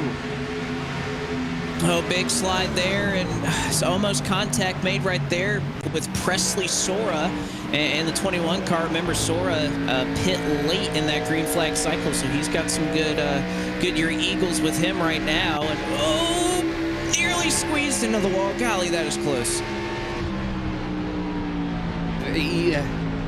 They're trying for wreck. This is exactly like last week, where drivers start losing focus. They're getting tired. You know, they've been doing this now for 73 laps. They're getting close to halfway. They're starting to see the light at the end of the tunnel, and it is pandemonium heading into turn number 3. And it is getting tight back here. Presley Sora, Steve Affont, you got Ford back here, Max Kennan. They're all over each other. This is what, 20th on back? Oh, car on the wall. That looks trouble. Michael Massey on the front straightaway. Man, and he's already hit it once tonight and had to go to the pit lane for it. He's got, well, now more damage to the right side of that car. Looks like now a beat up Celsius can. That's at least what the car looks like right now. And man, again, we talk about how this race could really flip with these guys racing back here. I mean, this is part of what makes Monday Night Racing special, is that everybody's going to fight for every single spot on the racetrack, regardless if they're competing for the championship or not. There's still a lot of pride on the line, and even some points battles kind of a little bit further down the running order in terms of, you know, everybody trying to finish as high up in the standings as they can. You see Reed Wilson right there, but yeah, it is contentious right now for that 20th spot. It is pretty calm, relatively calm up front with Adam Cabot, Chase Cabery. You have Corey Heim right now, who runs in the 16th position, as well as Leighton Sibille, your 4 championship competitors, who right now runs in 8th. Now, for Leighton Sibille, it would be close to pitting time if you're going to split this up into 5 stops, or 5 separate runs, rather, I should say. You're kind of coming up here in about 5 or 6 laps, so what would be time for Leighton Sibille to come down and pit. So That is the nice thing if you are Sibille, that you are on old tires, but you're not for long. You're going to have to wait just a little less than everybody up in the front to come down for pit road. But of course, Sibille found himself in the same situation at Chicagoland, and just a big difference in the last half of the race. As it stayed green, he was able to hold off the competition more and more as everyone run went by. So for Sibille, of course, he's dropping back like a rock just because of the tire advantage that everybody else has on him. But if he can mitigate the effects of it coming later into this race, Sibille might still be a factor, even though he's had to pit earlier than everybody else, and even though he's got older tires than everybody right now. Now with DJ Cummings making his move into the top 10 once more, and how about Ryan Vargas, guys? Started 17th. I think this is the first time he edges his way into the top 10. The Leargas Security, number 26 Chevy Camaro. Vargas has been very stealthy here from Homestead-Miami Speedway. 77 laps in, up to PA. I'd say that's good progress. That it is. Eric Estep, I know you're always in tune. Of course you would be with everything that's going on in the chat out there. What's everybody saying? What's everybody kind of looking forward to the most as we continue to march on here from Homestead? Right now, they've been trying to piece together. They've been like, oh, that's the real Anthony Alfredo. That's Preston Pardos. That's Robbie Lyons. They're starting to learn, some of the newcomers to Monday Night Racing are starting to learn just how heavy some of these drivers actually hit. There are a lot of real-world NASCAR drivers in this field who are having good runs here tonight. Others in the chat have been trying to piece together this strategy, which I've been watching Leighton Sibille closely, and this run has actually gone a lot better than his first run. I expect him to pit here in the next couple of laps, and by the end of that first run, he was back around 18th place, 14, 15 seconds away from the leader. Right now, he's only 13 seconds back, but he's in 11th. So, right now, run 2 is shaping up a lot better than run number 1, so I wouldn't completely rule out Leighton Sibille and his variant extra stop strategy. I wouldn't rule it out either. We'll see here. If he does so, it will be within the next lap or 2 that we would see Sibille drop down and pit. Working now lap number 79 of 200, again, all of which have been run so far under the green flag. There you see Corey Heim. He goes by Joey Padgett. That is for position. So Heim now up to 15th. Again, with a 22-second penalty. I mean, that's very impressive that with that he has managed to pass nearly half the field. And of course, I think Jacob was helped, by the way, that he had the first pit stall. He went out and won the pole. He had the opening pit stall. That's got to be some help, and a little bit less time that he would have lost because he basically got to pit in front of the entire field. So if anything, he's done everything within his control tonight to try to rectify that situation. Here comes Leighton Sibille on the pit road, his teammate. And it's been, just about 40 laps since car 25 was on the pit lane. That 5-stop strategy, he says, yeah, give me some more tires. Joey Padgett will do the same thing. He's on the same sort of strategy. Reed Wilson, Devin Henry, they're all in the same boat here. And Sibille in, and actually I thought that was Reed Wilson. That was just the front end of Henry. Henry's down and away already. Right side's up. Left side's about to go up here on Sibille. But you're exactly right on Corey Heim. He's doing everything that he has to do to try and win himself the championship given the circumstances. Without a caution, he had to start from the front, so he wasn't losing too much time. And at this point, he's just been putting out heaters every single time around the racetrack. He's gotten himself now into 14th position. Still a long ways back behind the race leader, and I think that shows just how strong Adam Cabot is here. But Corey Heim putting himself in position right now to try and make a run for the title. See if he's able to complete it again. He is faster, I guess, overall, or at least has been since he left pit road. Heim has made the most amount of distance in the least amount of time. So we'll see if he can kind of get that yellow to reset things, how it would shake up this fight for the championship. But yes, you can see in front of Adam Cabot, not a whole lot of lap traffic to deal with, and not really a whole lot directly behind him either. That gap to David Shootout has opened up to about 1.6 seconds.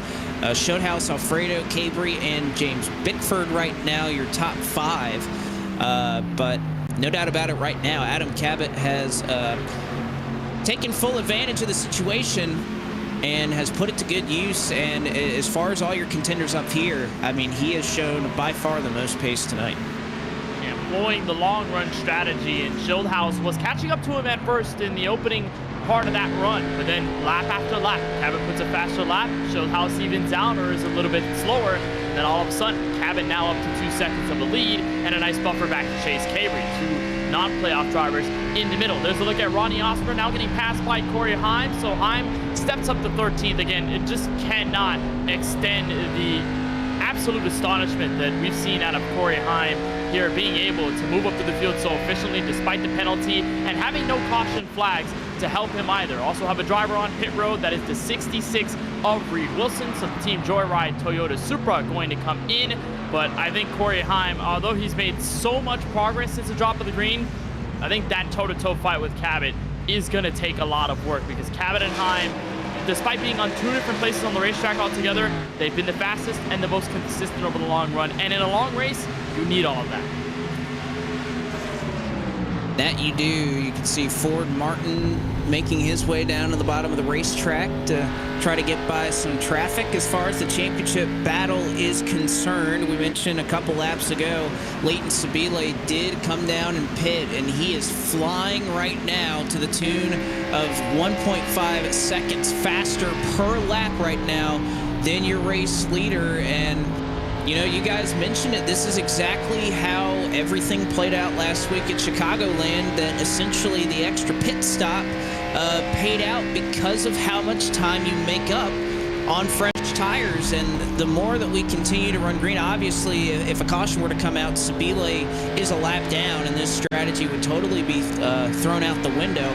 But I'm curious to see what the math works out to, what it cycles around, that every single time he gets to chip away and kind of get 10 laps, or what will be this time, he'll be out there for 20 laps on these tires before the rest of the field kind of considers coming in. So he'll have a lot of time that he's made up. And again, curious to see that all the time that these crew chiefs kind of spend on strategy and timing everything out, what ends up working for Leighton Sibille.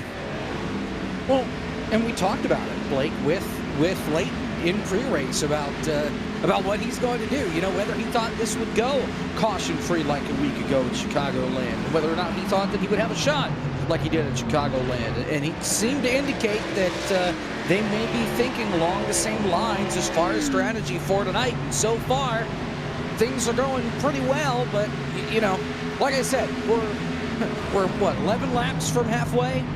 So there are still plenty of time. There's still plenty of time for somebody to make a mistake, bring out a caution, and then the Sibille camp is going to be left scratching their heads trying to figure out what in the world they're going to do to try and win this race.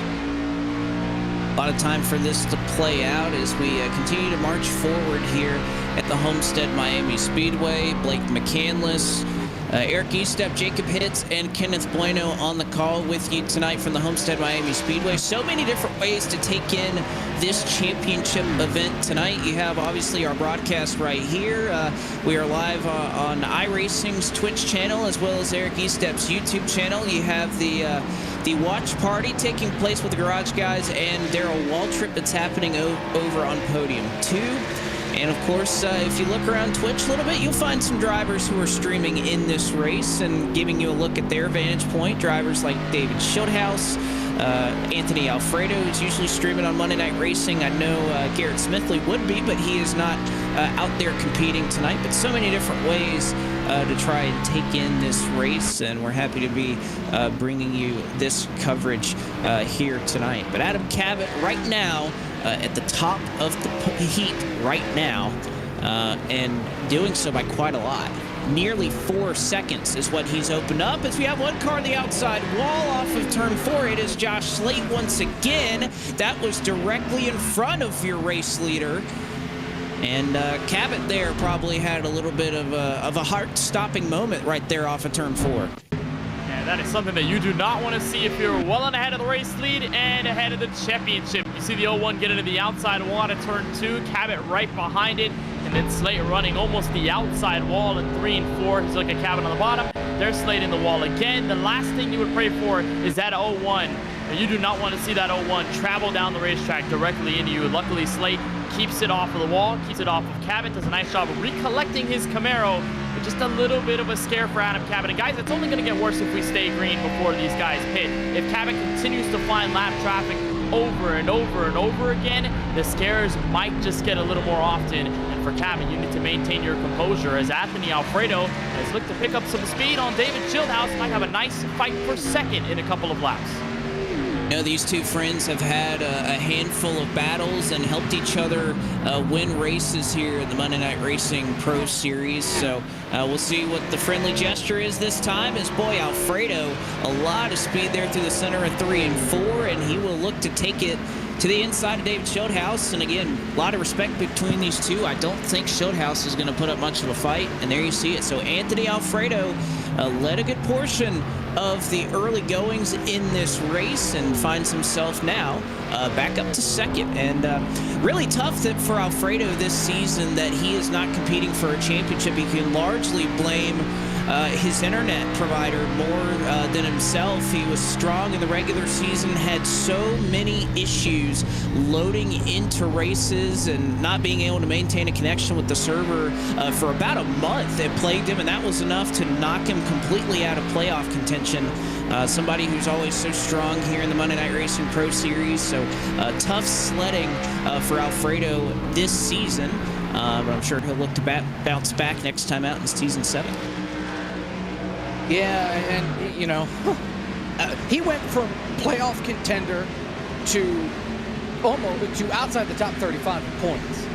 That's how bad it was. As Connor Barry is having a moment on the front straightaway, he about crashed with Steve Affont here on the front straightaway. Track is all clear. Affont got hooked into the outside wall and then came back down into Barry. Both cars are still rolling, but both cars have some damage. The lap before, you saw Max Cannon get into the wall. He was racing with Justin Melillo. That time around, it's lappers again. This is, well, right in front of, I believe that was Josh Slate there that was right in front of that 01 machine. He's able to get through just fine, but some big damage for those guys. And I believe both now headed to the pit lane. Very close call there. Again, nobody went around, so we stay green. More cars starting to dip down into the pits right now. Sibille has unlapped himself past Adam Cabot and is clear up the road by about 2 seconds. As Schildhouse, you can see right here, running in third. You have to imagine that the call down to the pits is only about 4 or 5 laps away for that number 20 car. But I think that goes to show you Sibille has made up a ton of ground over the course of this run, and it will be in the race lead pretty considerably should this all cycle through. And you see Chase Cabery leaving the pits. He has made his pit stop on lap 97 for his race. So Cabery cutting short, or just a little bit, of lap 100. See if it works out for him as he tries to make up some ground on Adam Cabot. And what's most important here, Blake, that you're seeing on this second round of green flag pit stops is the 51 of Corey Heim comes in. He's going to look for that first pit stall right behind the iRacing official pace car.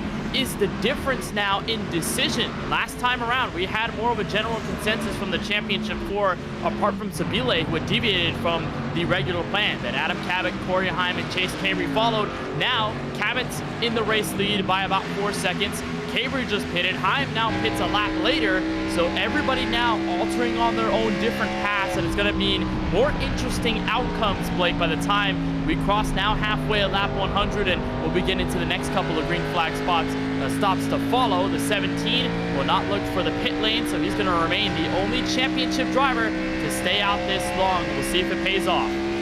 Well, I think it's an adjustment if you think about it, because look at how well Cabot is running. He is fast, and I think these other three competitors are starting to kind of take note that we're going to have to do something to try and make up for the amount of speed that Adam Cabot has possessed tonight. So whether that's shortcutting a couple of laps and maybe trying a little bit of strategy to try and jump ahead for a little bit over the course of the next run, that's what they're going to have to do. Now, if you're Cabot, you're going to stick to the game plan right here, and exactly that on lap 100.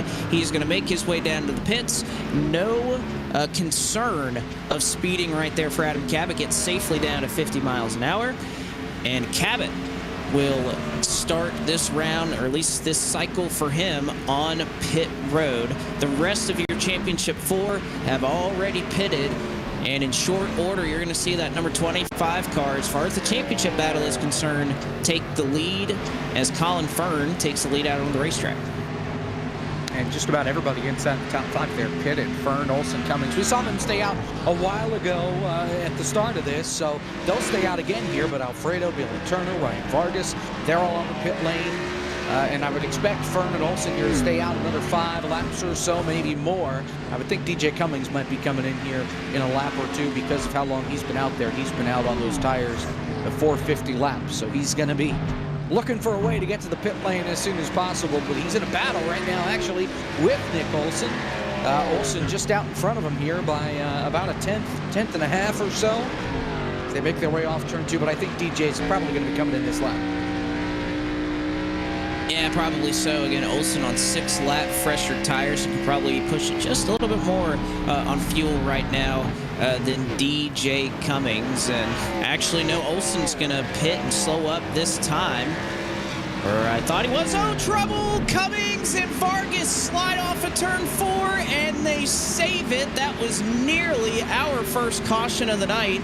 As I don't really know what happened there. Vargas got a little loose. Cummings thought that Olsen was pitting. I thought that Olsen was pitting because of how much he slowed down in the middle of the corner. But once again, contact made. Everybody saves it. We stay green. Yeah, just look at the situation here. Cummings slides up the track. Vargas goes way up and hits that transition of the seam, gets sideways. They both hip check each other. Fortunately, they both keep it straight. There's one thing you have to note as well about this Homestead-Miami Speedway is it has very, very long exits, and you can easily get the car sideways when you're emerging up the racetrack and following to that outside wall to get the line on the front or back straightaway. Here's a look from Case Collenbach's car and splitting through the middle. Close call from the 26 and the 10. Unfortunately, they'll stay alive, and we will stay green with 97 to go. That we will. Back to the back bumper. You can see that is Case Collenbach, who's going to go around some traffic right there. Back to Chase Cabery right now, who runs in 8th, and he is not ahead of Adam Cabot. Despite the fact that he's short pit by about 5 laps, Cabot is further up the road. So yet again, another cycle that Cabery's just going to have to execute really well and try to hold on as well as he can. Cabot right now in 7th. Leighton Sibille is about 3.5, call it 2.5 seconds up the road. Now down to 2 seconds. So, man, I keep thinking that Sibille is going to have this magnificent lead on Adam Cabot, but just he doesn't get out as far ahead as I would think. I thought that, you know, if you're Leighton Sibille, you had 20 laps worth of fresher tires to make up time on Cabot. I thought you'd be up about 5 seconds right now, not 1.5, but I think that just goes to show you the speed that Cabot has in that 17 car right now. Well, not only that, Blake, but Cabot's going to pass Sibille before Fern and Olsen pit. He's only a second back. He's gaining a second a lap over Leighton Sibille. So he is flying around the racetrack, and he's going to get there in the next lap or 2. So he's going to pass Sibille, and Sibille's not even going to get a chance to lead officially off of this pit cycle. As much as I love what Sibille's trying to do and do a different strategy, I really got to love the position that Adam Cabot is in. You see him blow by, and there he goes. Adam Cabot back to the race lead for the championship. Or not the race lead overall, but just amongst your championship 4 competitors. You can see all running 4th, 5th, and 6th respectively. Chase Cabery is going to pass Leighton Sibille here in short order. In fact, he's going to do it off of turn number 4 right now. So Sibille falls into 3rd in the championship standings. Meanwhile, Corey Heim, through this cycle, has lost a ton of time.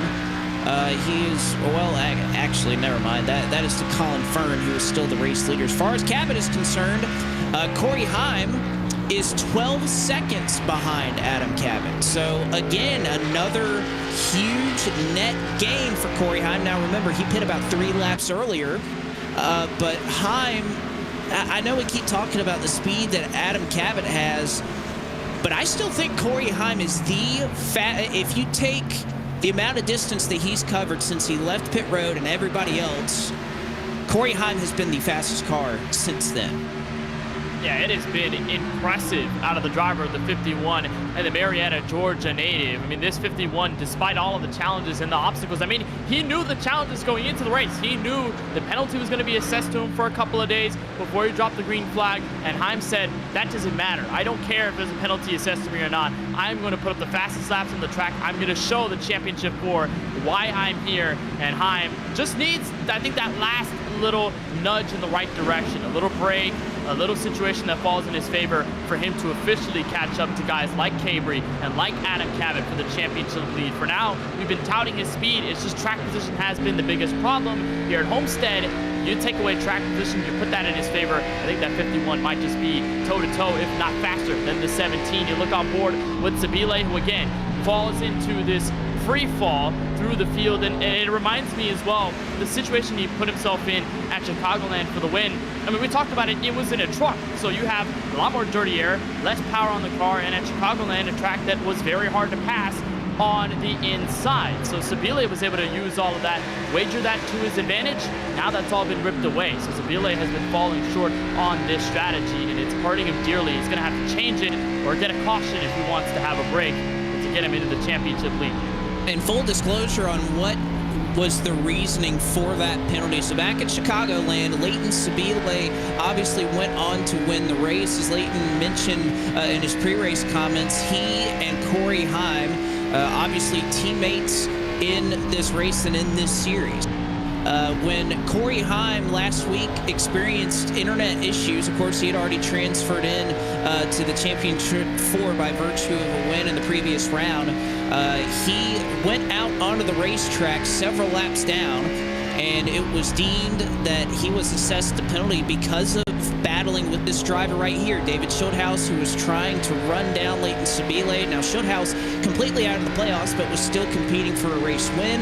The league administration went back and reviewed the replay of that race and deemed that Corey essentially manipulated the race by racing at Shootout and side drafting him and all of those things to try and help his teammate in Leighton Sibille win. That is the reasoning for the penalty that he was assessed, and he has tried to make the best of it here in this race, so that is why he was put behind. But for now, it has been hard to hold him back. He runs in the 9th position with Adam Cabot right now, your leader. And hearing that Nick Olson may have to come down and pit a second time, and indeed that is the case. Believe it's speeding on exit, Blake. No issue as far as coming back onto the racetrack and the blend line. He was doing 54 miles an hour by the time he got to the exit of pit lane, and he was pretty consistent up that high.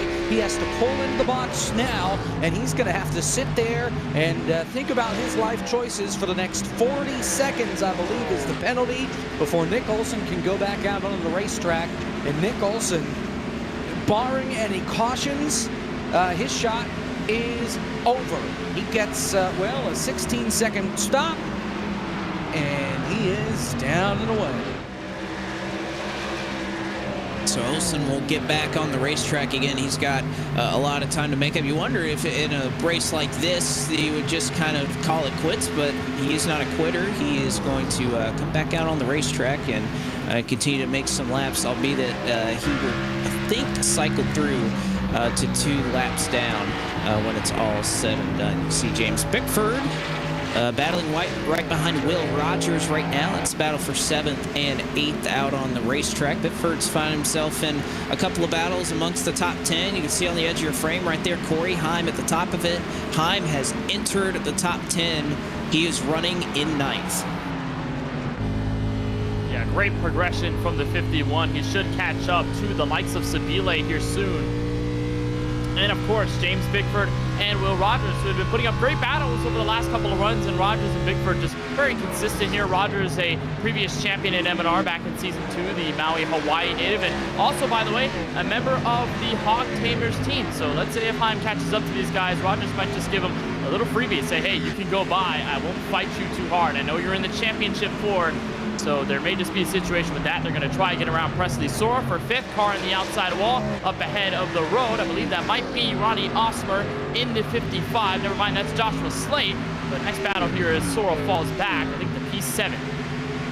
He's pitting because he hasn't pitted yet. That's why I'm like, why is he pitting? I thought he stopped. No, he's been out there for 58 laps, so I think he ran that thing dry. Wow. And he's coming to pit lane, so we've got strategy, we've got alternative strategy, and Presley Sora is on the alternative strategy here. Well, and Sora, I think at this point, he's just having some fun after falling out of contention for the championship here late in these playoffs. You see a lot of focus on the face of Ford Martin right now, trying to fight his way back into the top 20. He's running 19th right now.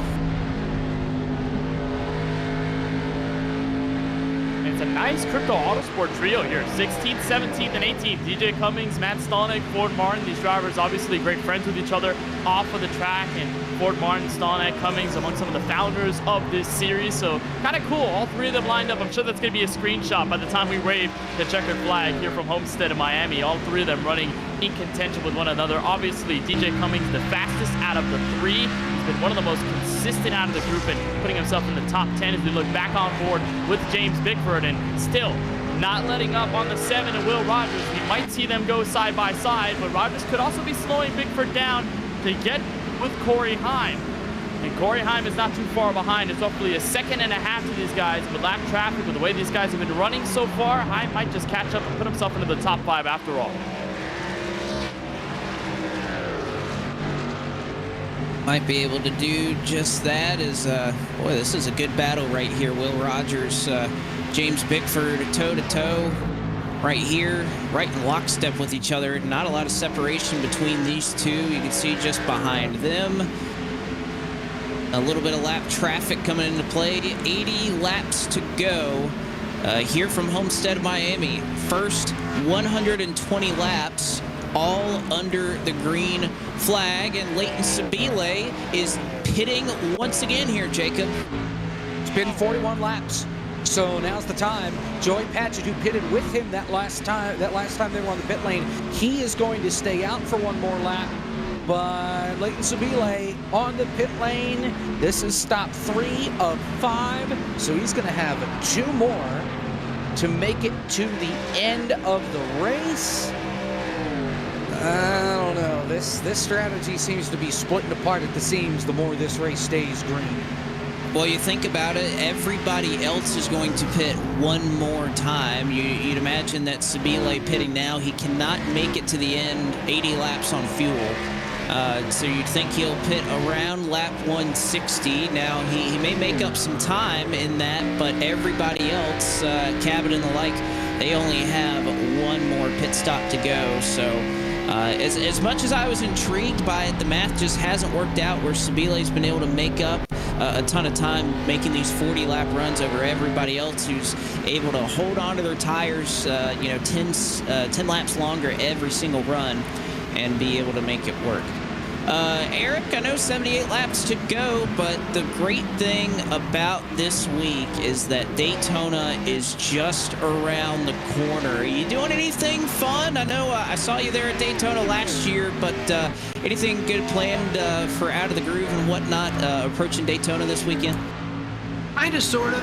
Yes, I will be at Daytona beginning Wednesday. We'll be doing a live stream just after qualifying Wednesday night on my channel with other YouTube creators, The Iceberg, Black Flags Matter, and Danny B Talks. We'll all be live late after qualifying, so that's going to be fun. But Other than that, I don't have a ton of specific plans. I will be hopefully shooting a bunch of stuff and getting a lot of great sound bites and clips at the track all week long. And if you see me, I'm usually the tall guy in a black and yellow shirt or hat.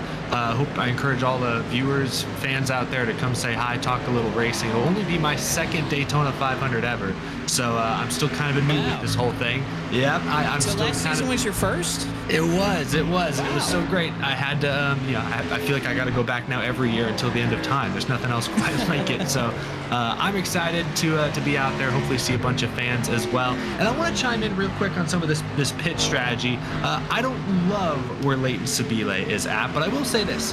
Whenever Cabot and Cabery make their final stop, typically Sibile's been able to hold the lead for about 10 laps. So in a perfect world, if a caution comes out between like laps 150, 160, just after the final stop for Cabot and all them, I think that's Sibile's only chance, because then he'll have the track position. Maybe everyone will be forced down pit road. We'll see.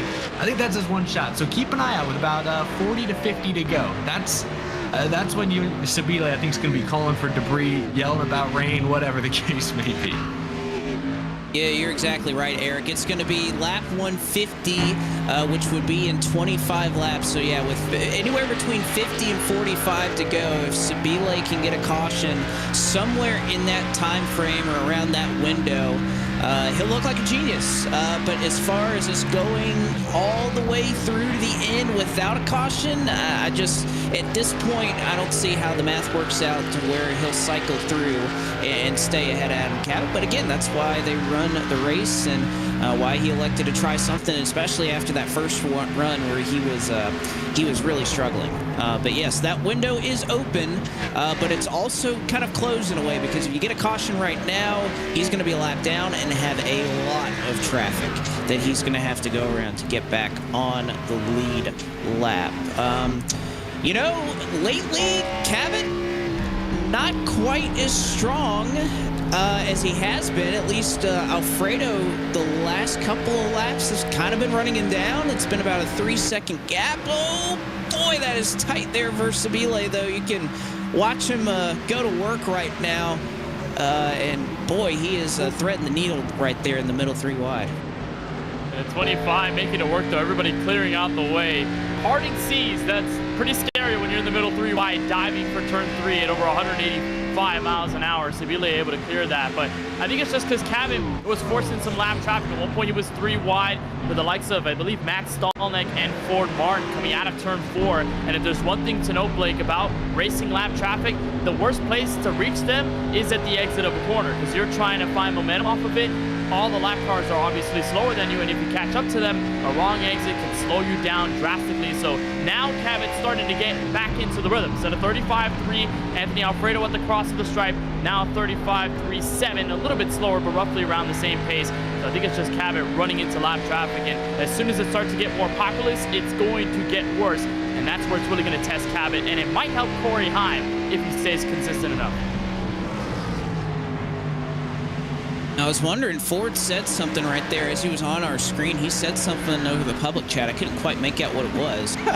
You know what it is, Blake?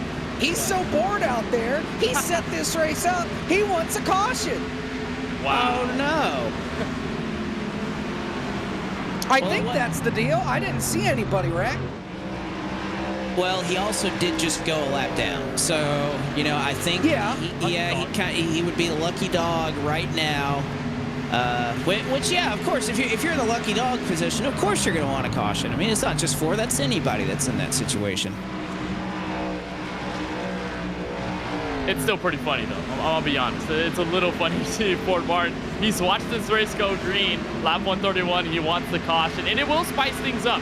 No doubt about it. And obviously, again, just that lucky dog position. But he may lose that once the leader, Adam Cabot, gets to the next car in line, which is George Balfans Jr. It's going to take a little bit of time, but Ford Martin, I think, just trying to spice up the fun in the voice chat as he fights Matt Stallneck for what's P15 on the track.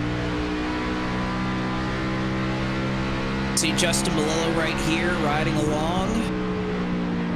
A little bit further back from this battle, he is hanging out right around 20th, and you can see trying to hold on to that Eagles car right in front of him, but, you know, I'm not going to try to use Eagles and holding in the same sentence right now. I know Jacob... Oh, all right. You know what? It took us 133 laps. Wow. Unbelievable. Well, you can see Justin is holding on to him pretty well, though. He's going to try to make a pass here for 19th.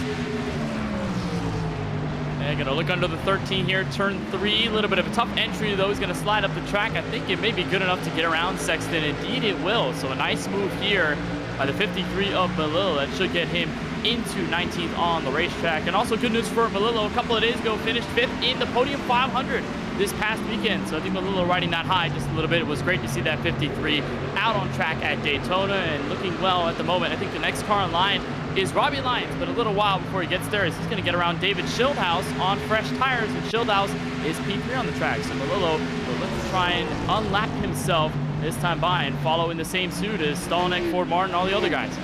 I'm just going to go ahead and not repeat the direct message I just got from Jacob Hitz after I made that comment. We're going to keep that off the air for now. Yeah, Jacob, big Eagles fan, so... Yeah, you know, these things. Hey, I don't take pride in the fact that the city of Philadelphia has now lost 3 championships in the span of, what, 4 months? MLS championship they lost, the World Series they lost, and then they lost the big game last night. They're batting a goose egg. Oh well. But hey, you know, it's worth it to be there, right? I mean, I guess. Hey, you know what? It's better than the Flyers because they don't have a chance of making anything. So at least they get to see the city win something somehow. There we go. All right, with 65 laps to go, we'll get this broadcast back on the rails at least a little bit. So Adam Cabot right now up 4 seconds on Anthony Alfredo, and you have to imagine something drastic is going to have to change and for him to fall out of contention for this race, or he's going to have to make a mistake entering pit road, which will come up here in about 15 laps. Alfredo and Schildhouse have been strong. They run 2nd and 3rd. And then, of course, you have Chase Cabery 2nd in the championship battle, 8.5 seconds back. And then all the way back to Corey Heim, who runs in 3rd. Amongst your championship 4 competitors, has given it a heck of a fight, is still about 15 seconds behind Adam Cabot at the moment, or at least that last time by the stripe. He was about 15 seconds back. So it may be the wondering of what could have been if somehow we don't get a caution that I'm sure Heim was banking on to try to get in control. Trouble, front straightaway. Reed Wilson is around. He missed pit road. He's on the apron, so it's not a caution. I don't know what the driver's complaining about. I get it's a car sideways, but he is not in the racetrack. He was coming to pit road. He announced it, and he locked up the tires. He missed it, and then kind of just floored it on the apron and got into the barrels, just trying to get out of the way. Here's a good shot of it. You see here, okay, so now he's on the racetrack, so he just pulls off and boink into the water barrels, sand barrels, whatever. And there was somebody on the apron, I guess, trying to hit him and cause a crash. But he makes it onto the pit road safely, I guess. And just like that, down and away. All right, so a little damage done, but no caution thrown right there. Again, that is by the M&R rulebook. They are sticking to it right there as far as no caution is concerned. Anything off the racing surface, they will not throw it. Now, if it works off the racing surface, back onto the racing surface, then there you have it. You'd have a yellow right there, but they are sticking to the letter of the law to try and be as fair as possible to all these drivers who put in all this time all season and want this to be determined the right way. So no caution there. 61 to go. And boy, have we lapped up to 14th in this field. I mean, this has been a 140 lap green flag run. So yeah, we've lapped up to 14th, which that's got to be close to an M&R record, I would imagine.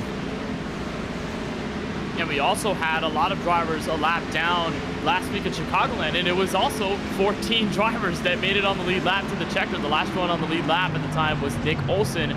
First car 1 lap down was 15th place Devin Henry. So we might end up in that record. Of course, if we stay green in the next 60 laps. So what I have noticed is that Corey Heim might have a shot at 5th in a couple of laps time. He's looking close on Will Rogers in P6. He's looking to James Bickford, not too far off the road, in P5. So this, along with the fact that we are getting closer to what may be the last stop for all of these guys, Heim could put himself in prime position, might leapfrog Adam Cabot if he can pull off the right move and execute it correctly.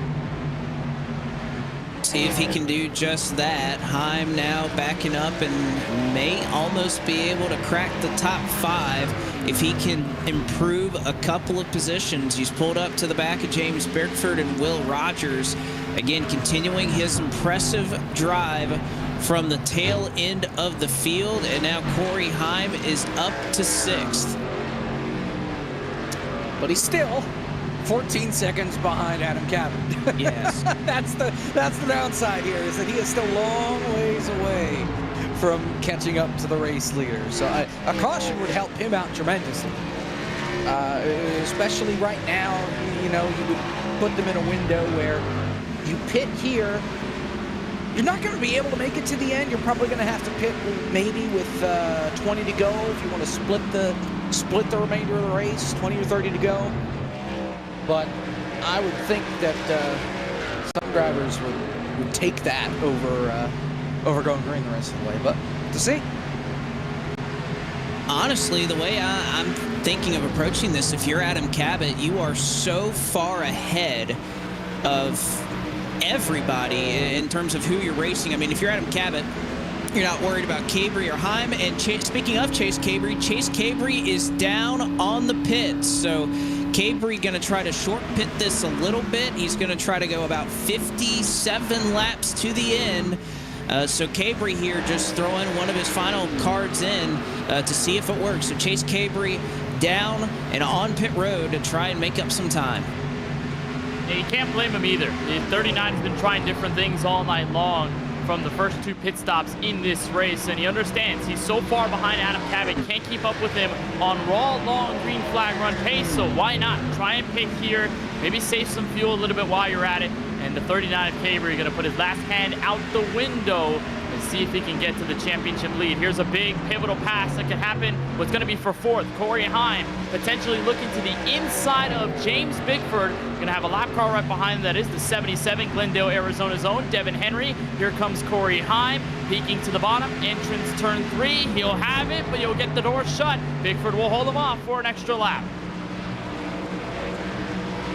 Right now, Heim, again, you can imagine, not really going to exercise a whole lot of patience here. You can't really blame him. He is fighting for a championship, and at least as far as things run right now, he is 2nd in that quest. He just has one more driver to pass as far as your 4 are concerned to try to make it up. You can see Devin Henry right there. Fresher tires for the lap car is going to try to go by and actually kind of checks up. Let these guys settle it out amongst themselves. Henry had a huge run, and he hit the brakes hard to try to not run into these 2. And now Heim almost contact made with James Bickford in this battle for 4th. And now Heim's going to pit. Yeah, it's over. He's going to come to the pit lane as will Will Rogers, and Cabot stays out for another lap. So does Alfredo. So does Shieldhouse. So these guys are going to be in the danger zone here. They may have to save just a hair more fuel than somebody like Cabot, depending on when he comes onto the pit lane, but he's full throttle here through 3 and 4. He is not coming in this time by. He's going to do at least one more lap. If I were Adam Cabot, I would stay out as long as possible. Because at this point, you're several seconds up the road. The last thing you want to do is pit here early, go a lap down, have to get a wave around, and have to try and find a way, in that direction. You may be battling cars a lap down for the championship. If I'm Cabot, I stay out. That way, if caution comes out, you're in the lead, and literally you pretty much are given the championship at that point. I mean, if everybody else is a lap down and they have to take a wave around, you're in the driver's seat in a big way. So I would stay out as long as possible, and then somehow, if you do get past over the course of this cycle, you can exit pit road with 15, 20 lap fresher tires and be right behind them. So if I'm Cabot right now, I am being patient. I'm just going to run my race, and I'm going to pit maybe not at lap 50, maybe even go a couple laps further than that, just to make sure that I am not going to get trapped a lap down. And with how fast Adam Cabot has been over the long run, you'd think if you're the 17 or if anybody else, third party watching this, you trust that the 17 of Cabot is going to be super fast when you get to lap 20, lap 25, lap 30. And once you pin inside roughly maybe 40 laps to go, maybe a little earlier than that, 45, 46 laps to go, then this is going to be a perfect cycle again for the 17. That's if he nails the pit stop. Looks like 2 more drivers on pit road. Jacob Hitz, David Schildhouse, and James Bigford. And Adam Cabot just came over the radio and said, I'm coming in this time around. So he'll make his way off turn number 4. You ride on board with that 17 machine. He gets it down to 50 mile an hour by the time he gets to the cone. Alfredo will join him on the pit lane. Bailey Turner's in third. He's going to bring it to pit lane as well. So Colin Fern will retake the race lead. And Adam Cabot, the money stop for car 17. And he didn't even chance it. Came in well beneath the pit road speed limit just to make sure that there was no chance he was going to get a black flag. You see the right sides go up. You imagine that the left sides will go up here in short order. Fill it up with fuel. He'll have plenty of gas to make it to the end.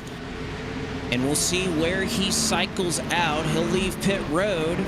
And honestly, he's almost in the lead of the championship. He may even beat Leighton Sibille off of pit road. No, he's not going to, but he's essentially going to exit right behind him. There's Sibille right there in front of him.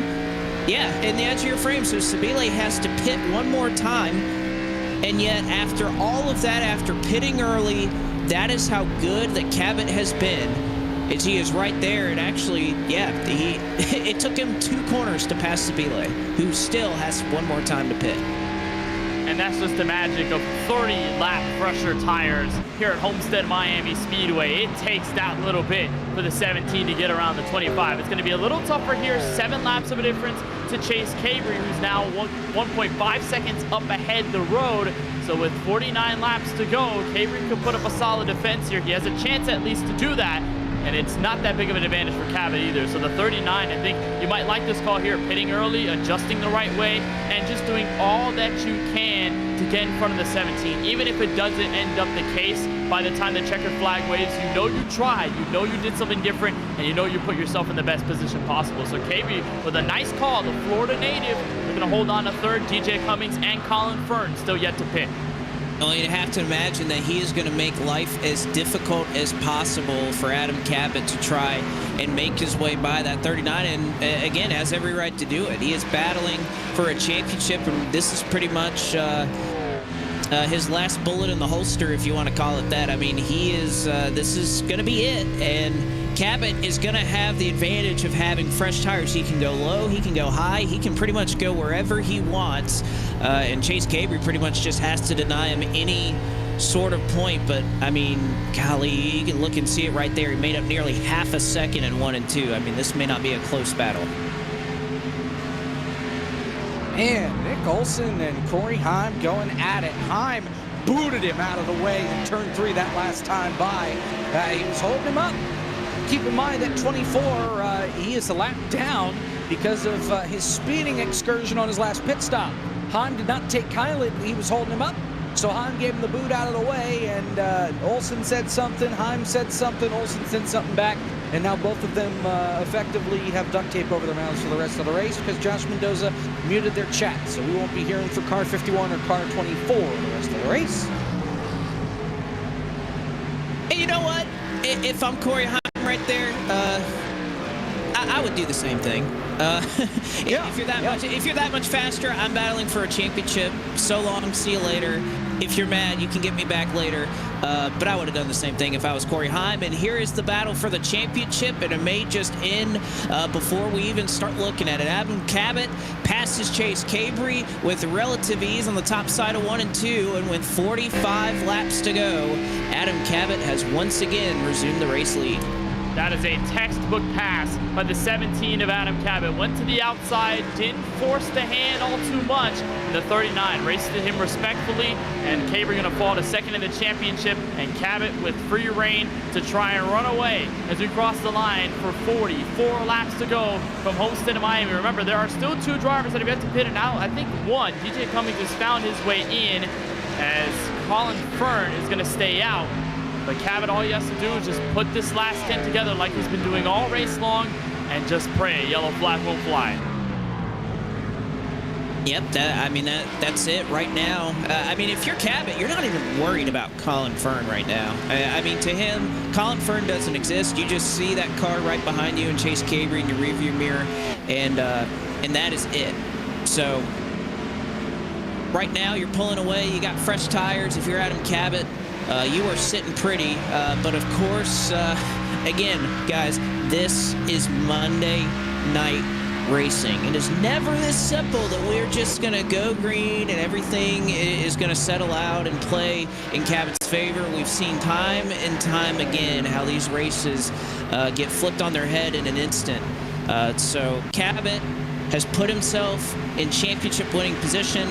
Everything else has to work out, though, over the next 42 laps for that to happen. Well, it's Monday Night Racing, but last week, we did actually go crushing. So it's not like it's never happened before. The odds of it happening 2 weeks in a row, I would think slim to none. But Colin Fern, by the way, he hasn't pitted yet. Cabot's just so fast he passed him. So he's got the race lead. He's checked out of town. Yeah. Adam Cabot, he's going to have to build another shelf here, I think. He may just have to do it. Again, not all said and done. But he is certainly looking like he is in championship winning position. I still hate to see, though, looking at the running order right now, every single run Corey Heim has cut into Cabot's lead. Every single time. Right now you can see it's going back anywhere between 9 and 10 seconds. It just makes you wonder again. We have 41 to go. A lot can change from here to the end. But you're starting, I think, to creep into the back of your mind if you're Adam Cabot, what could have been without that lap 2 penalty with this race, because Heim has just been just as fast, if not arguably faster, than Adam Cabot over the course of this race. So it really starts to make you wonder if things have played out differently, or if there was just one caution at any point in this race. It could have been on lap 3 right after he served his penalty, where that would put things right now. It's just tough to think about, but again, 39 to go, still a long ways left to settle it. Yeah, of course, still a very long run needed to be put down. As you watch Reed Wilson here, he's looking to the inside. That is Preston Partis in the 42. Trouble, Will Rogers is spinning and the caution's out. Turn 4, Will Rogers goes for a spin. He and Dakota Curtis made contact.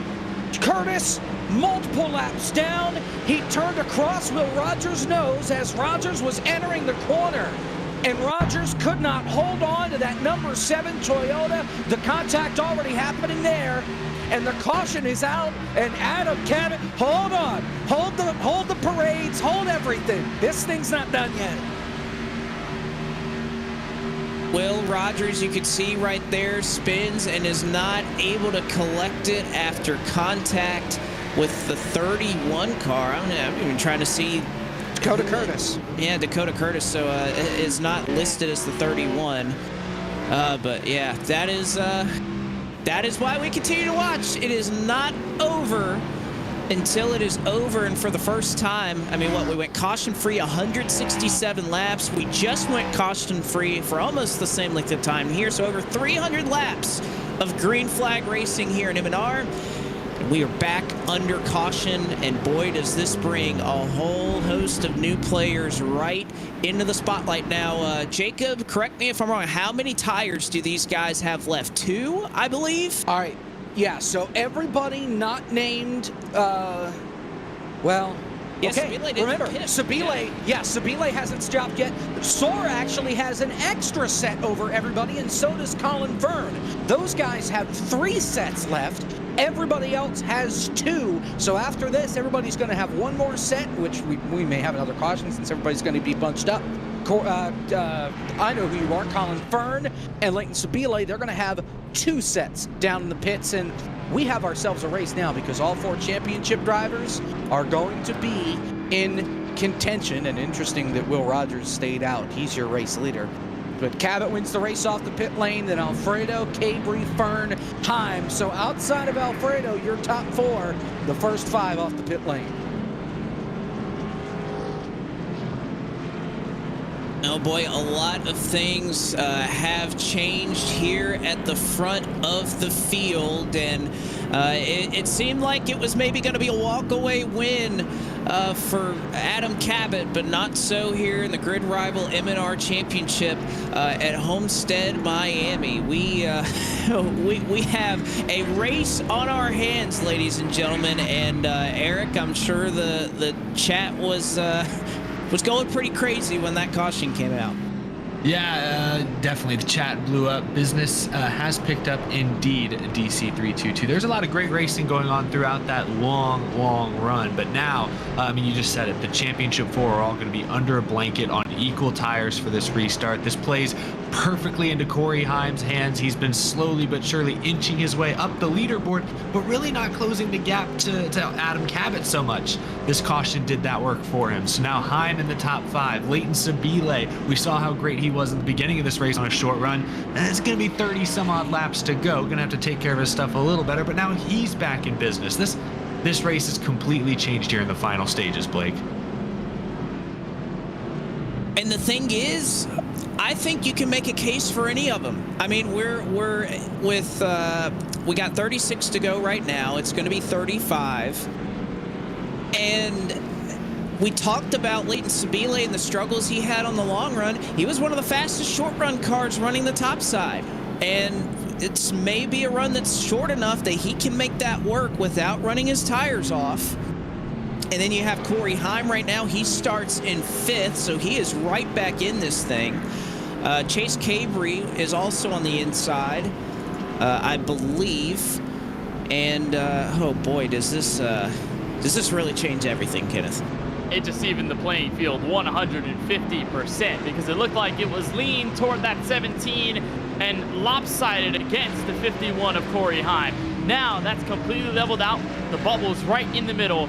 And you have Cabery, Sibille with a chance to spoil the party amongst 2 of the fastest cars we've seen all night long. It's going to take a little while for all the drivers to wave around officially here, and the leaders will catch up to the iRacing official pace car. My biggest concern, if you're Cabery, Corey Heim, Sibille, it's going to be Anthony Alfredo and Colin Fern. They're not playoff drivers, but they're going to do all that they can to try and win this race, and they might put up the stick to these drivers once we drop the green. It's going to be a lot of fun to watch. 13 cars, I believe is the count, just took the wave around. And actually, it may be even, yeah, I think it was 15 actually. So Ronnie Osmer in 14th down to Alex LeBay in 28th. They're all going to be on old tires. So this is going to be pretty much a 13-car race here since everybody up here pit and took tires. So they are going to pull away on these fresh tires. Top 15 did indeed pit. 34 laps to settle it here at Homestead-Miami Speedway, and to crown a Season 6 champion. Green flag back in the air. Adam Cabot gets away from Anthony Alfredo. You have Cabery and Corey Heim both on the bottom looking to win a title. And oh, Cabery and Alfredo make contact in turn 1. That was drama there. They're 3 wide at the exit of turn 2. Restart is under review by Josh Mendoza. Look at Leighton Sibille with a run on the high side. Entering turn 3. He'll look possibly 4. They are 4 wide in the middle of the corner. Sibille tried to thread the needle 4 wide, but got a little bit loose, was not able to keep the throttle down. Now Fern wiggles off of the corner, side by side with Corey Heim. This is for the 4th position. Cabot still in control of the championship, but Alfredo is mixing it up with your championship 4 as Heim and Fern still side by side. And Cabot's looking in his mirror, and he's loving everything that he's seeing right now. Not only is he pulling away from the rest of the championship drivers, he's got an insurance policy and Anthony Alfredo right behind him. Meanwhile, Corey Heim, he is being bullied on the racetrack right now. Colin Fern hanging on his right door. David Schildhouse all over his back bumper. Brandon Brown, by the way, he has a black flag for a restart violation. As those wave arounds, Blake, most of them weren't back at the tail end of the field by the time they got to the green flag. So that's where the call from race control is, and fourth is Corey Heim. He has cleared Colin Fern, and now your top four, three of them looking for a shot at a championship. Alfredo has not let Adam Cabot get away, and now moving up the racetrack to look for a way around that 33 is Chase Cabery. Run down the front straightaway. He may look low into turn number one, but thinks better of it. You watch a side-by-side battle for fifth. Colin Fern made the switchover move on the inside of David Schildhouse, so they're going to go at it. James Bickford on the backside of this as well, but I'm curious to see if Schildhouse catches up to the 51. How will he play? Because he said he won't play nice after last week, and that 20 to 51 are remarkably close on the track as the 51 tries to catch up to Cabery and Cabot. It is going to get interesting. The 20 comes off of turn 4, and he is right there heading for turn 1. Now remember, you look at this battle with Schildhouse. Remember, these are the two where kind of that drama and controversy. This is the driver that basically, that they said Heim manipulated last week and gave him a penalty. So you can imagine Schildhouse not going to cut him any breaks. However, he pulls away. Contact with the outside retaining wall further back in the pack. Believe that was Ronnie Osmer. But trouble off turn 2, one car around. In the back of the field, there is no caution. It's Reed Wilson. Cars are flying by him at full speed, but since it's at the back of the field, I guess that doesn't warrant a caution. Everybody is good now. Wilson has it pointed. No, he's still spinning down the back straightaway. He's on the apron, burning the house down like he won the race. He is way down against the inside wall. There is no caution. The field rockets off turn 2. Your top 6, 7, 8, all single file. Cabot, Alfredo, Chase Cabery, more cars wiggling out of line. Again, James Bickford making a move down there to try and get by Colin Fern. Fern is all the way up on the wall, on the fence, as he goes side by side right now with James Bickford. Fern, kind of the first one to really test that air bubble up there. But just right now, that bottom has been so strong all afternoon long, but especially here in 1 and 2, Fern may have it figured out.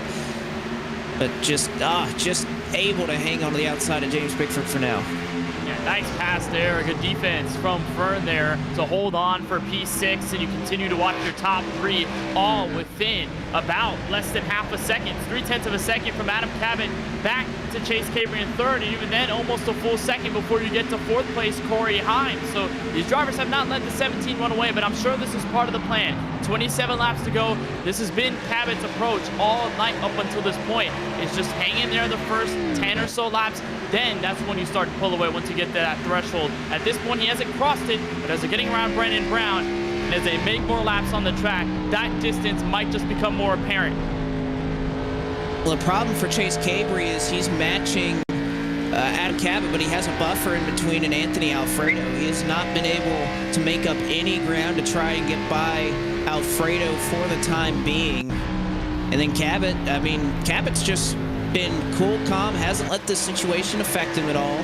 Has just been going back to work and doing exactly what got him up to this point, which is just being smooth, running the exact same line that he's been running all night long, and trying to just drive forward. Don't even look in your mirror, Adam. Just look forward. That's exactly what he's been trying to tell himself all night long.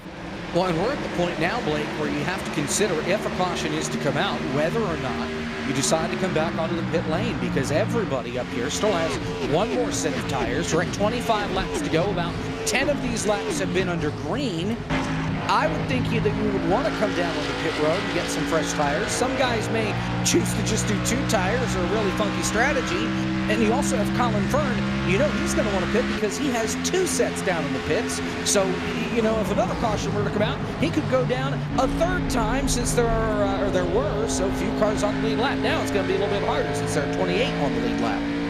Fastest car on the racetrack that last lap was Corey Heim.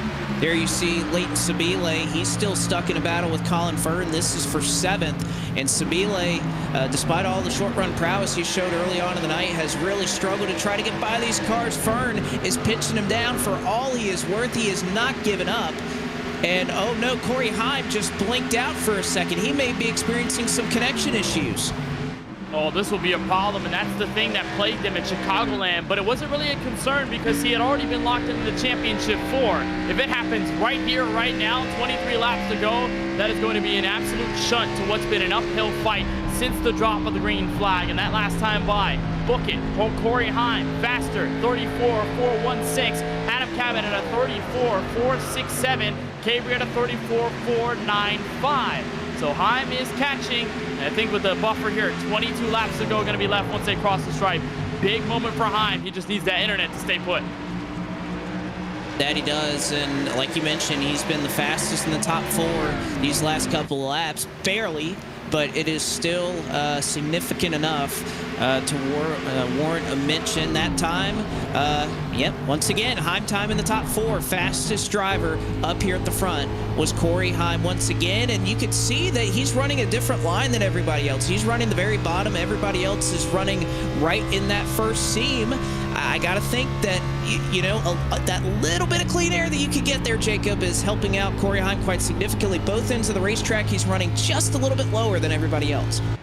It's helping him, but he's got to find a way to get more time on these drivers because the laps are winding down.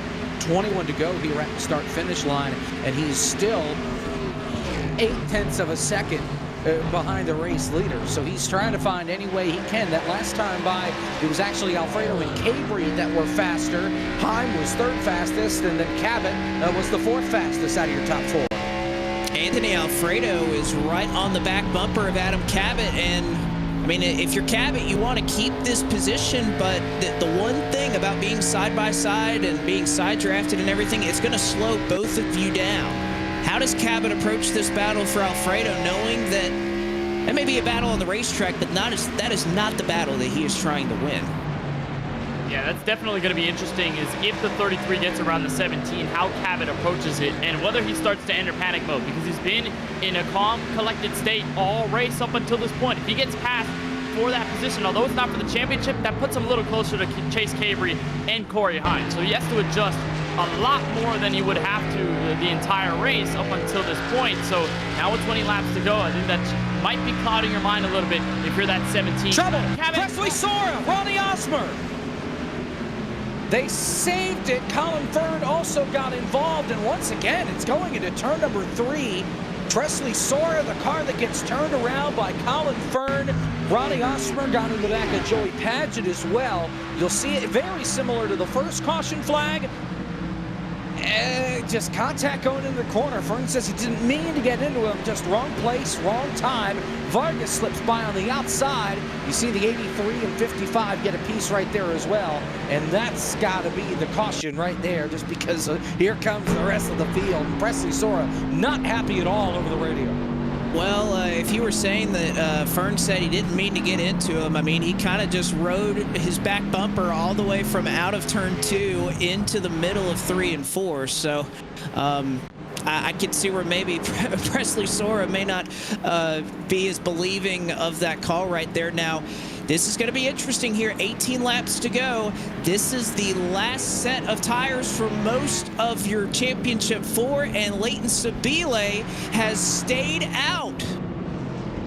My goodness. What are you doing? He has a set of tires, guys. Last-ditch effort. He's probably waiting on another yellow. He's the only guy that stayed out. Again, he's got Cabot behind him, but he's going to get eaten alive.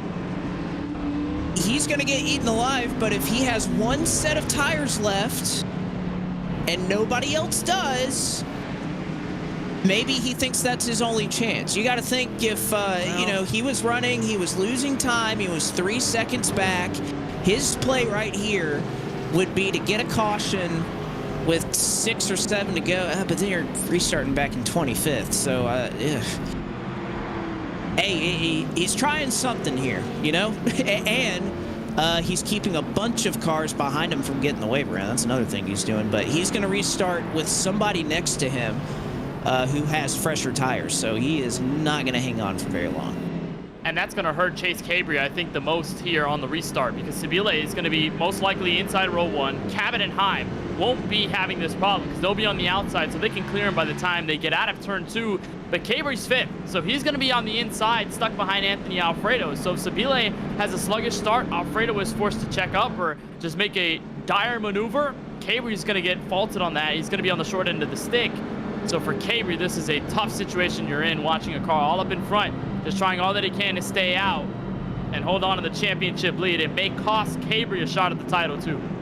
Well, and you know what happened is Corey Heim, through virtue of that first pit stall, beats Chase Cabery off of pit road.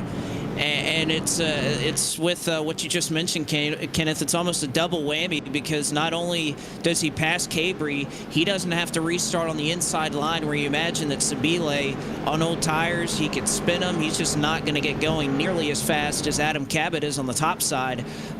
So Corey Heim is right in it, in the thick of things, right when it matters most. This is gonna be something. Yes. I'm not sure that this is gonna win. Look, because if Sibille pits, if another caution comes out, right? Even if it's after 5 laps, there are 26 cars on the lead lap. He's gonna have to come from 26 to the front in less than 10 laps to try and win the championship. I get he's been fast, but you saw on that last restart, he was getting beat by guys, and he had pitted with everybody else. So Leighton is in trouble here, I think, no matter which way you set the table.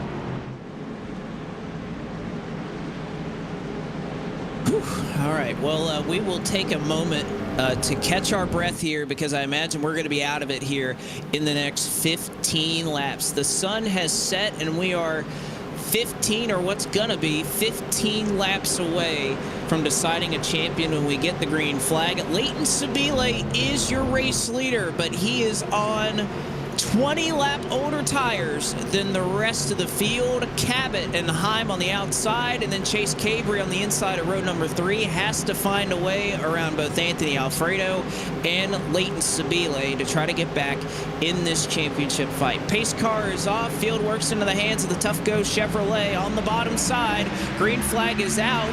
Much better start than I would have expected out of Leighton Sibille. He's going to go high. Cabery's going to go low, and here comes Corey Heim up the middle. Trouble, turn wide.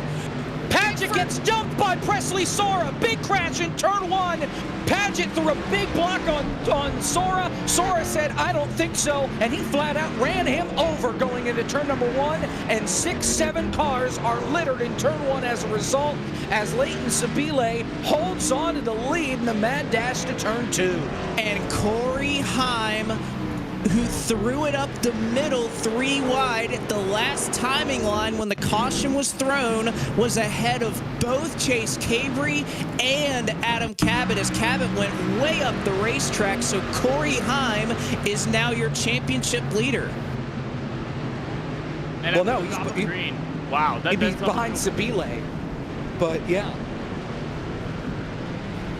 Look at the incident there with Presley Sora. There was a second incident as well. That's the 29 of James Bickford. You watch him swerving right in front of your screen. Here's a look from Sora. And Jacob, I think you said it perfectly. Sora tries to get a good jump. He looks for Paget going into turn 1. Paget tries to throw the block. It looks like Carl Edwards and Joey Logano back in 2016, and then he just flat out sends him into turn 1.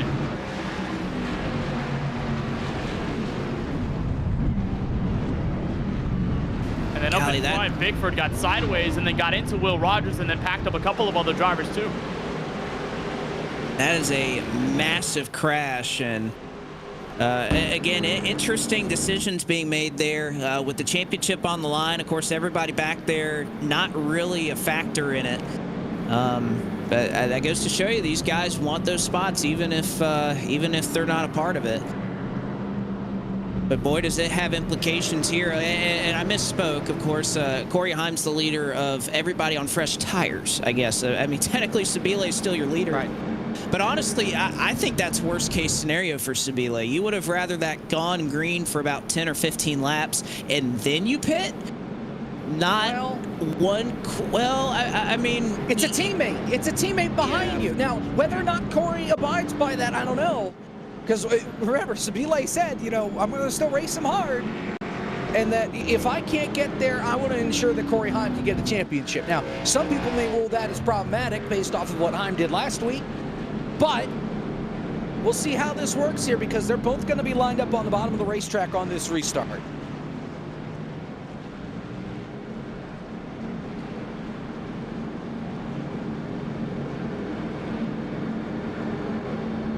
Sorry, I was hitting the wrong button there.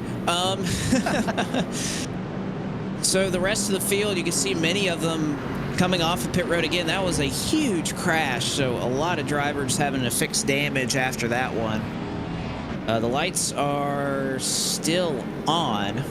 And again, you have to think every single lap that Sibille gets under caution. I mean, with the situation he's in, I don't know, I guess you want as many heat cycles on these tires as possible. I can't believe he got as good of a jump as he did. I thought he was going to come out, he was going to spin the tires, he was barely going to be hanging on, and Cabot was just going to blow by him by turn 1. Instead, Cabot did not get a good start. Heim got a spectacular start and flew right by him to where Heim is now in second in the championship battle.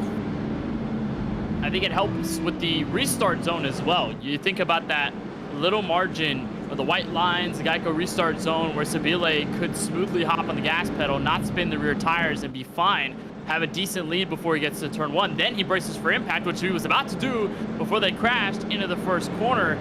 And I reckon he might help Corey Heim on the countdown here by the time they go back to green. These guys obviously are most likely in communications with each other out of the Hog Tamer squad, so they're probably going to coordinate this restart, try to jump Anthony Alfredo and Adam Cabot, have a clear route ahead to first. And even if Sibille falls back to the field on old tires, that 51 is out front. And the 51 in clean air might just be a very dangerous driver considering how fast he's been in traffic all night long. I agree with you wholeheartedly there, Kenneth. Man, oh man. 11 laps to go. It'll turn to 10. Of course, we have 3 attempts at green, white, checkered in the back pocket, should that be necessary. Hopefully it won't, but you see, you can even see on your screen there, a lot of cars damaged in that last accident. Season 6 of the Monday Night Racing Pro Series presented by Interstate Batteries has had its twists, it's had its turns. But I don't think even we could have predicted how crazy this race has been. And there's still 10 laps left to decide it. Leighton Sibille, your lone championship driver on the front row with Anthony Alfredo to his outside. Sibille trying to hold on older tires, and he's going to have to do it for the next 10 laps to call himself a Monday Night Racing champion. Pace car is off, and the field will work into the hands of number 25, and Barney the flagman. Green flag is out. Great jump for Sibille, a better one for Corey Heim as he is side by side already with Alfredo for second. Oh, contact, up the hill goes Alfredo. Just got into the 51 there, coming off the corner. Now he almost makes contact with Cabery, coming back down to earth. It's Sibille, and it's Heim roaring away from the rest of the pack. Cabery looking for third. He's got it. Here comes Corey Heim for the championship lead. And he's going to take the lead of the race and of the title fight as Leighton Sibille finally reeling on those old tires. They're going to go 3 wide behind them. Cabery through the middle, Alfredo on the bottom. Cabery going to have to get working quickly if he wants a chance to try to get back at Corey Heim. But Anthony Alfredo has other opinions about that.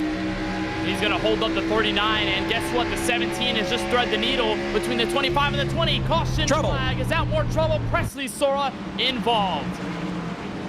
Again. He got... This one's just ugly. He had nowhere to go this time. He's, all right, so he's back here. He's got, let's see, that's Brett Baldeck and Brandon Brown in front of him. And Baldeck comes up, Brown comes down, 98 nowhere to go. And he ping-pongs off the both of them and winds up in the inside wall. And that's going to be day ender there for Presley Sora. Yeah, a lot of damage there for your defending series champion who didn't have an opportunity to try and defend that title tonight. Getting awfully aggressive back here again. This was, I think, a battle for 25th at this juncture. So everybody fighting for spots. You can see Mark Rebillis. You can see off his vantage point. And, boy, you did a pretty solid job Sibile's there. pitting! Sibile's pitting after all of that. It doesn't work. And now he's going to pit. He's going to get a restart with less than 5 to go. And he's going to restart 23rd. 23 cars on the lead lap. A couple of cars are going to pit with him. Looks like 19th, as long as it's a 4-tire stop, is where he'll come out onto the pit lane here. So he's going to be starting on the bottom yet. On top of being behind everybody. 11 lap fresher tires. I don't know. But those haven't been green flag laps, unfortunately. Right. It's one thing for it to be 11 laps when we're all in the green. It's another thing to be 11 laps when we've pretty much been running around under caution now. I don't blame him again for doing this because, I mean, what else are you going to do at this point? You were running, what, he was in 6th. He had 3 championship competitors ahead of him. He was on old tires. He knew, again, I am not going to win this race if I stay out. So why not pit? Again, he's tried the alternate strategies all night. It just hasn't really panned out. But again, a lot of time left. This is Monday Night Racing again. This is why M&R is M&R, because nothing is ever as simple as we can just have a race where the fastest guy wins. You know. Although, there's a good argument to be made that Corey Heim has been the fastest driver tonight. Yeah, I was going to say. Yeah. Him and Cabot, I think that the titans of this championship for 100%. Eric Estep, man, a lot has been going on. How's it been from your vantage point? Yeah, I've been trying to kind of just keep up with the chat. For the first time all night long, I think there has been real question about, who could win this race. Cabot now is 3rd on the racetrack of the Championship 4, and so it's led everyone to speculate. I think there's a lot of folks in the Corey Heim camp, and now that he's got the race lead, he's got that track position and control of the restart, I think that support is going to continue, but... Sibille is a madman. Sibille, you idiot. That seems a little strong. I don't know about that. I agree. He didn't really have a choice at this point. But the chat is, they've been riding the highs and lows with Leighton Sibille tonight. I think Sibille is going to need a few more cautions, maybe a couple overtime attempts to get some of that track position back and have a shot. But, I mean, I guess you never know. It's mayhem over here on the YouTube side. Well, it's mayhem on the track as well, so at least we're all enjoying it together. We'll see here. I believe we would get the 1 to go this time by from the pace car, and it would be Corey Heim, your leader. He does get lane choice of the top or the bottom. I imagine, like most leaders tonight, he would choose the bottom. Although, if I was in this position, I'd probably take the top here. I know that sounds crazy, but I don't know. I'd want the exit off of turn 2. But nevertheless, he'll take the bottom. Chase Cabery is in 3rd. Corey Heim, not Corey Heim. Adam Cabot will restart in the 4th position. So 5 laps. You're not thinking about tire saving. You're not thinking about anything. You just have to go at this point. And Cabery needs to get a good enough restart here. If he can split them 3 wide, that'll blow this thing wide open too. Because then Cabot could be there just to pick up the pieces if they all take each other out in turn 1. What are you willing to do for a championship? Remember, we saw it last season. Yep. I mean, think of the jump that Chase Cabery has to get right here. I mean, I know we say it a lot, but I mean, this kind of has... you can think of Carl Edwards back in 2016. We know what happened there, and Cabery's going to have to try and get the best restart. You can see how focused. I mean, he's not blinking right now coming up to this restart. 5 laps to go to settle the championship. Cabery going to try to roll up to the restart, and he times it perfect. A little contact made into the back of Corey Heim, but he is there, and he is under Anthony Alfredo. Oh, no! Alfredo gets loose. Alfredo spins, and he saves it. Cabery is out of it. Cabot escapes. Oh, big wreck. Somebody just got space forced. Terrible wreck in turn 2, and I tell you what happened. Heim and Alfredo made contact, and that kicked Alfredo's car around. Big damage. Chase Cabery has a little bit of back-end damage overall. He's okay. The problem, he is stuck down the order in P12. But contact with the leaders that brings out the caution. And I don't know if this is quite on Anthony Alfredo, just trying to do what he can to make it and have a shot for the win. And if you watch Showhouse there as well, he tried to time it to push Cabery out in front, and he just didn't time it right, and the contact there just kicks that 33 sideways, and they almost have it saved. And then the 39 up the hill, he gets it by the 24, and then the 33 goes up and gets Preston Pardis. And that's what happened. Look at Bigford. Yeah, that's what happened to Bigford. When I said Space Force, I mean Space Force. On my end, he went flying. I guess on the production side of things, he was wedged into the wall in the middle of turns 1 and 2. He gets a piece of Jordan Buster, and there it is.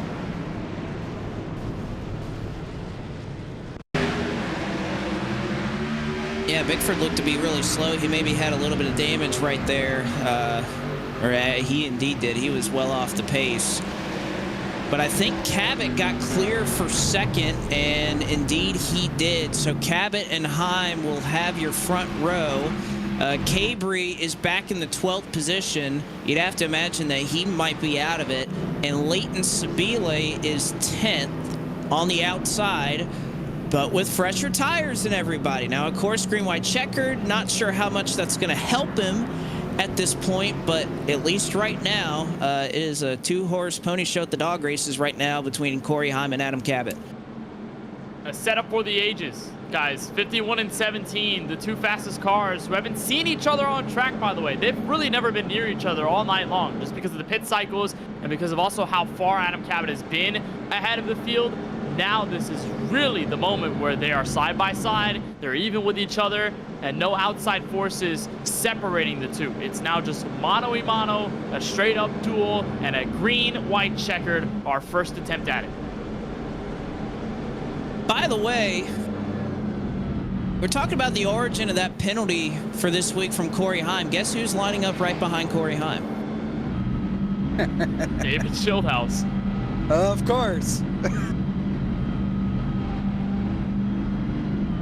And he's no slack when it comes to championship races. I mean, Blake, you were part of that race on Wednesday. He went out and won himself a championship of his own. So he's riding in, I think, a little high coming off of that, feeling confident. I mean, when we talked to him last week, he said he was going to try and do everything he could to get involved with the championship race and be a factor, whether it's in Victory Lane or somewhere else.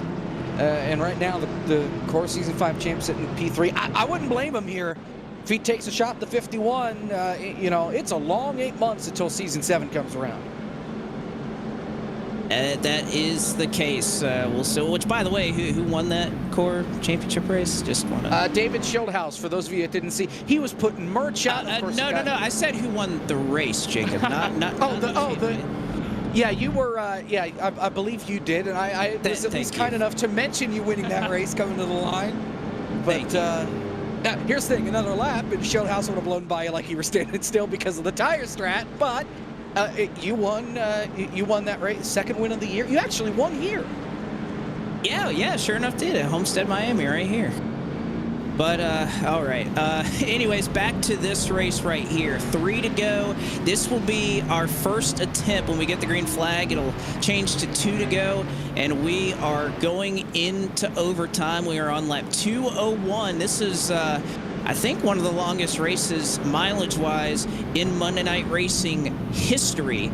And we are going to go a little bit past our scheduled distance tonight. Corey Heim and Adam Cabot. Those are the two cars that we are going to have our cameras zoomed in on for the remainder of this race. They are first and second on track, first and second in the battle for the championship. Leighton Sibille, though, is not out of it yet. That bright white and black number 25 is in 10th, still has a shot at it. And if you're Chase Cabery, you are in 11th, just behind Leighton Sibille. So, or actually, he'll line up in the 12th spot officially on the outside row in row 6. Pace car is off. Champion to be crowned. Corey Heim on the bottom. Adam Cabot on the top side. Here we go to crown a Season 6 champion into the restart zone, and a great launch for Corey Heim. He'll get clear by 1, maybe 2 car lengths to turn 1. And textbook jump by the 51. Now a battle for second. That may hold off Cabot a little longer. They're 3 wide in the middle of the top 5. Oh, Cabot gets hit from Shootout. Contact off at turn 2. Cabot moves up the hill. Shootout to second. That's championship, ladies and gentlemen. I don't see Cabot getting back. He's going to need a whale of a last lap here to get within Corey Heim. It's a big gap, half a second. Interstate Batteries 1 to go right here. 1 more lap left in Season 6. Corey Heim cleared by several car lengths into turn 1. Cabot trying to make a desperation move on David Shootout, but off at turn 2. Corey Heim is still setting sail. On lap number 2, Corey Heim was put at the back of the field for a penalty from last week. And at lap 203, he is going to be leading us home.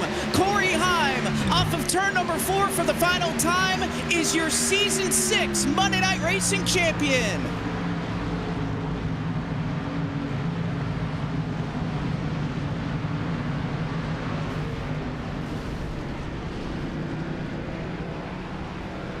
Adam Cabot finishes second in the standings. Leighton Sibille in third.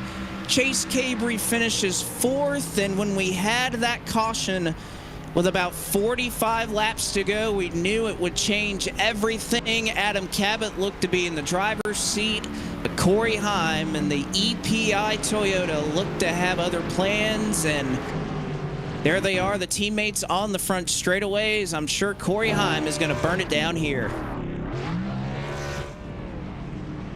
Blake, the curse is lifted. Your pick 1. I know, right? Last race. Finally.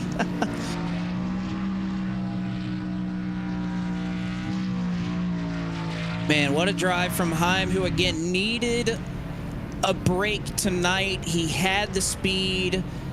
He had everything he needed tonight. He just needed one caution to put everything back to where he had a shot, and boy, did he get it. And he took full advantage of it.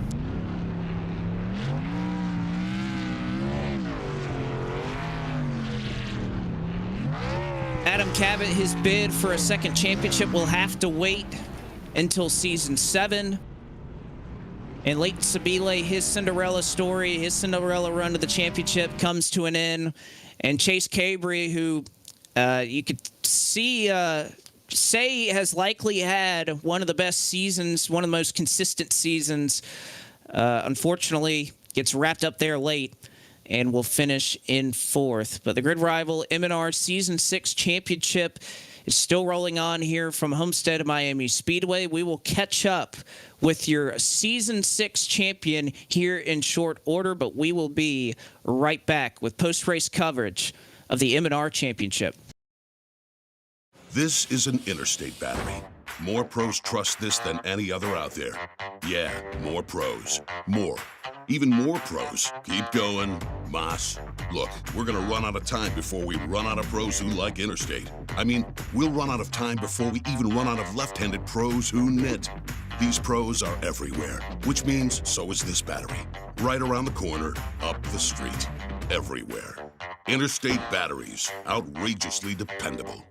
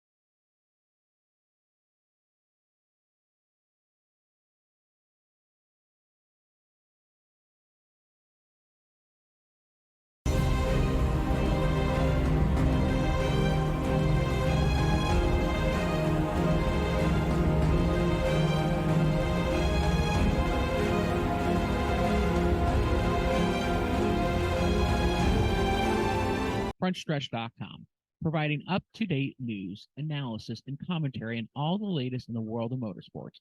Check out Front Stretch YouTube page for post-race content after the checker flag waves for most NASCAR events, giving you up-close interviews with your favorite drivers and the stories that matter each weekend. For the best seat of the track and the best view on the web, visit frontstretch.com.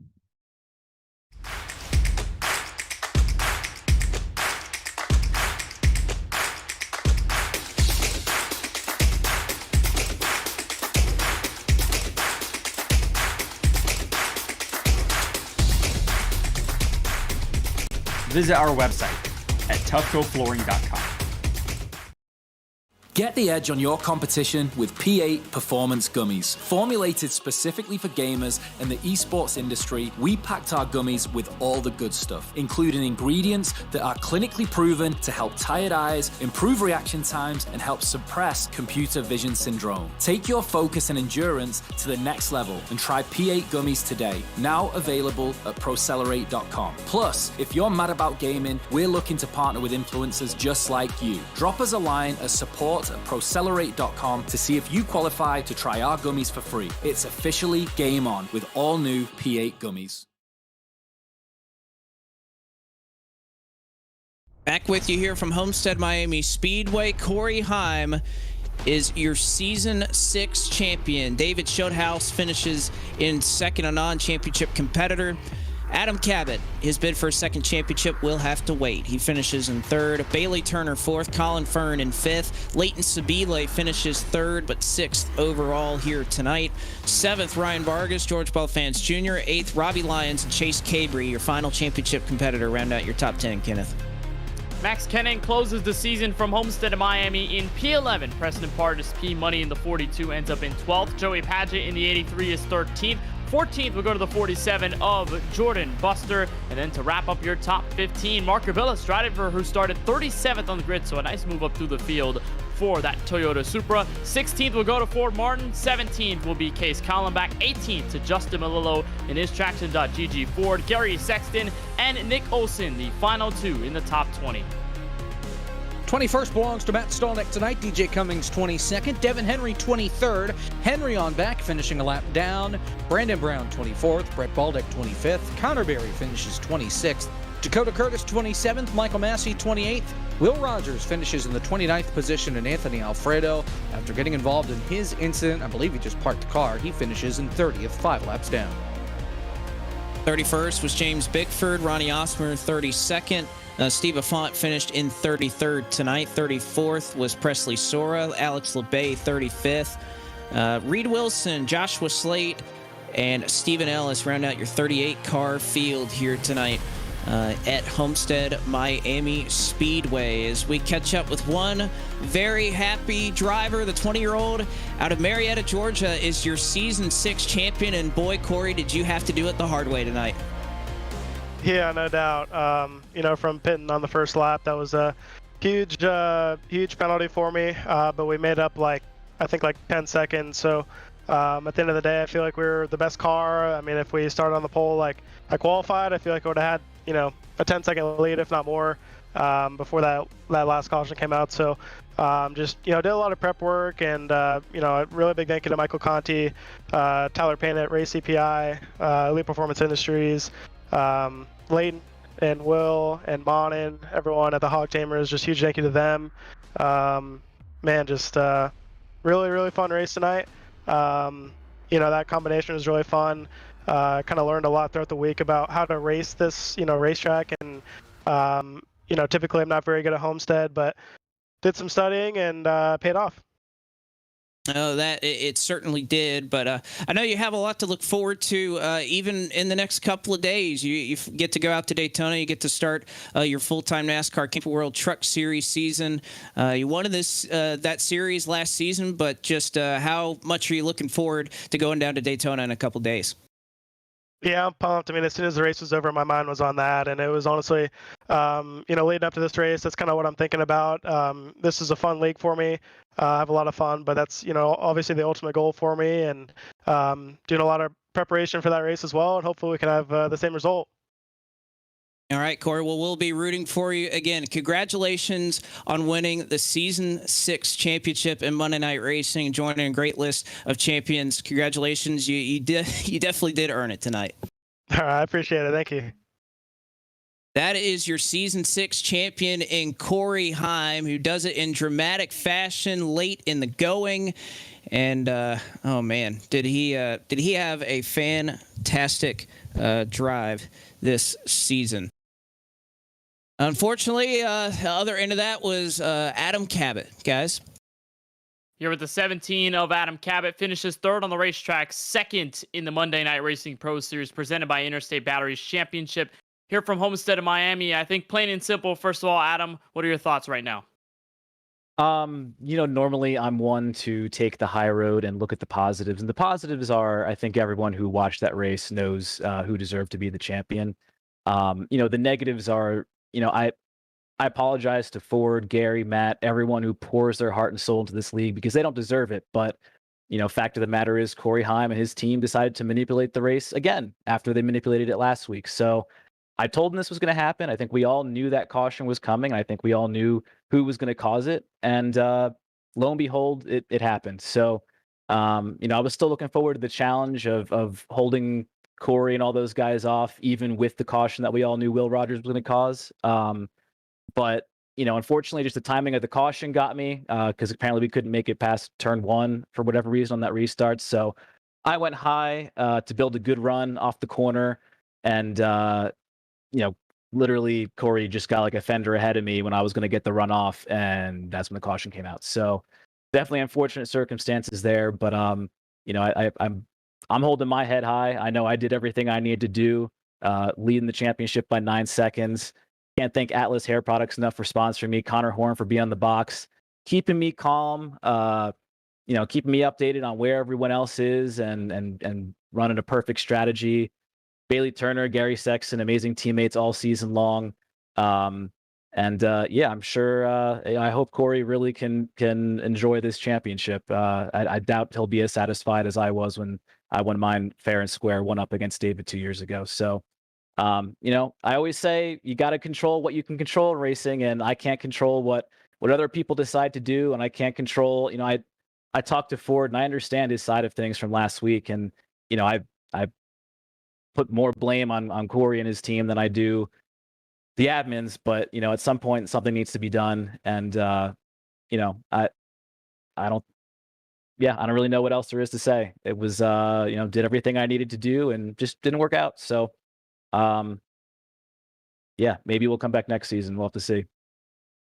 Calm and collected, the mindset the entire race. You led the most laps here from Homestead-Miami, and we've been talking about that in the broadcast booth as well, how composed you were no matter the situation, whether it was green flag pit stops or even then those late race restarts. Did anything really change as that pivotal caution came out, or did you feel that composed nature still felt itself present in the final stage of the race?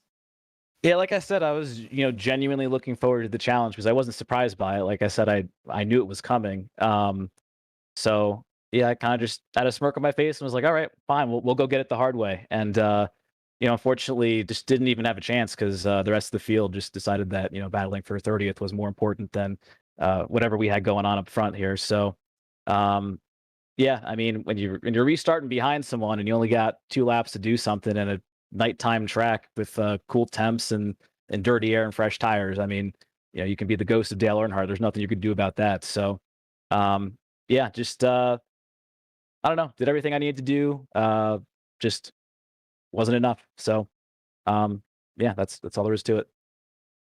Now, a long break to October, the start of Season 7 for this series, and after Season 6, and even then, all the series since you made your rookie start in Season 3, all of them have been very consistent, very competitive, a lot of deep playoff runs as well. So what can you take away from here and all the past seasons prior to move into Season 7 this fall? I can take away that it doesn't really matter how consistent you are if, people are going to pull that kind of crap. But, like I said, all I can do is control what I can control and go out there and, lead by 9 seconds and just keep going at it. And if people want to win that way, that's their choice. And, that was Corey's choice. So, Well, nonetheless, Adam, on behalf of our entire broadcast team, want to congratulate you on the very amazing season you put up together to Homestead-Miami Speedway, from drop of the green at Talladega to here in South Florida. We appreciate the time, Adam, and as always, best of luck moving forward. Thanks, Kenneth. Appreciate it. So that is Adam Cabot in the 17. Felt he deserved that title. Very consistent since the start of the race. Obviously, just short of the season 6 title. We'll turn it over to the driver who finishes 3rd in our championship 4. That is the 25 of Leighton Sibille. Eric Estep, you've got him. Well, Leighton, you were the show. I think, especially the final restart or two, coming through the field, getting all the way back up to 6th. But starting out at the beginning, you were clearly on a different schedule than most of the other front runners, adding an extra stop until the caution with like 38, 39 laps to go. But tell us what went into that initial kind of varied strategy. Yeah, I appreciate the kind words there, Eric. Man, when we started out the race, I honestly just plain and simple just overdrove my stuff and burnt up my tires, and really thought as I was running side by side with Anthony there at the beginning stages of the race that I was just riding, and didn't take into account, I guess, how much more the top side had wore those tires down. It was a shame because, you know, the top side, you could be fast and you could be fun. I mean, it was fun to race up there, but you know, unfortunately, just dug myself in such a huge hole. I mean, I went from the lead down to 17th, and from there I said, you know, the only way that I'm gonna even have a remote shot at winning this thing would be if I do everything the opposite of what the leaders do and just hope for the best. I mean, it ended up working out there for the most part. Unfortunately, we weren't able to walk away with the championship, but you know, we put ourselves in a decent position, and I feel like had we have had a couple more restarts, we would have been closer, and who knows, maybe the tires would have helped, maybe they wouldn't have, I don't know. But regardless, it was a fun night, and I'm just thankful to be here. It was a lot of fun, and I hope everyone had fun watching. Well, I can't speak for everyone, but I can speak for the folks I saw in the live YouTube chat. And I think they got a huge kick out of seeing you on those final couple of restarts. And then you kind of touched on it, but can you elaborate a little more? What more did you need on those final restarts? Because the first one, when you stayed out, it looked like you got a really good launch. There was a wreck behind you, but you know, then you had to come back down and pit, take your last set. But what more could you have done, if anything else? Did you just need more time? More time and more track position really is what it came down to. Like you said, you know, on that, once we got that caution and I bunched everyone up, I thought I was going to have a decent shot because I had some pretty good short run speed at the beginning of the race, but man, you just run out of room, unfortunately. I just kind of got boxed in and wasn't really able to do anything. And I felt like, you know, obviously I had wore my tires down. And it was going to be a tough uphill battle, but again, I figured, you know, what do I have to lose, right? I'm going to sit here and I'm going to run 4th if I don't. So I figured if I stayed out there, try to get some early launches on the restarts and just clear someone off too, I might have a shot, and hopefully, you know, we would keep getting those cautions, but it worked out for one of them, but then unfortunately not. And then, you know, when we got to racing, I knew that my tires were shot. So once I saw those other Championship 4 guys, I just kind of wanted to let them race it out. And it honestly, had we have had some more restarts there, I felt like I maybe could have been able to pass a couple more cars on the restart. But man, everyone up at the front is just so good, and it's hard to. It's hard to stay competitive when you have such a competitive field. I mean, hats off to Adam Cabot and to Chase Cabery and to Corey and really everyone else that was running up front all race. Like, I honestly had no shot at it, so I figured, what the heck, I might as well give it a shot. So it was fun, and I'm glad that we made it here and had a really fun series or season to come back here. So I'm glad that we got to do it, and I'm looking forward to I guess when we restart in October. So that'll be fun. Yeah, definitely got a few months to think about it, to get prepared. But on behalf of the chat watching, thank you for giving us something to talk about for the first 170, 160 laps of this race. And congratulations on a championship 4 appearance and a great season, Leighton. Thanks for being on the post race.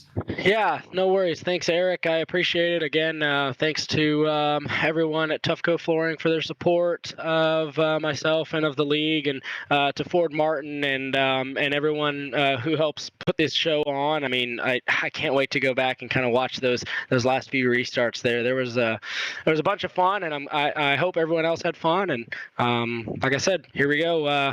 We got a long time till our next race in the next season, but I'm looking forward to it. So thank you guys. Awesome stuff. Leighton Sibille, 6th on track tonight, 3rd in the championship.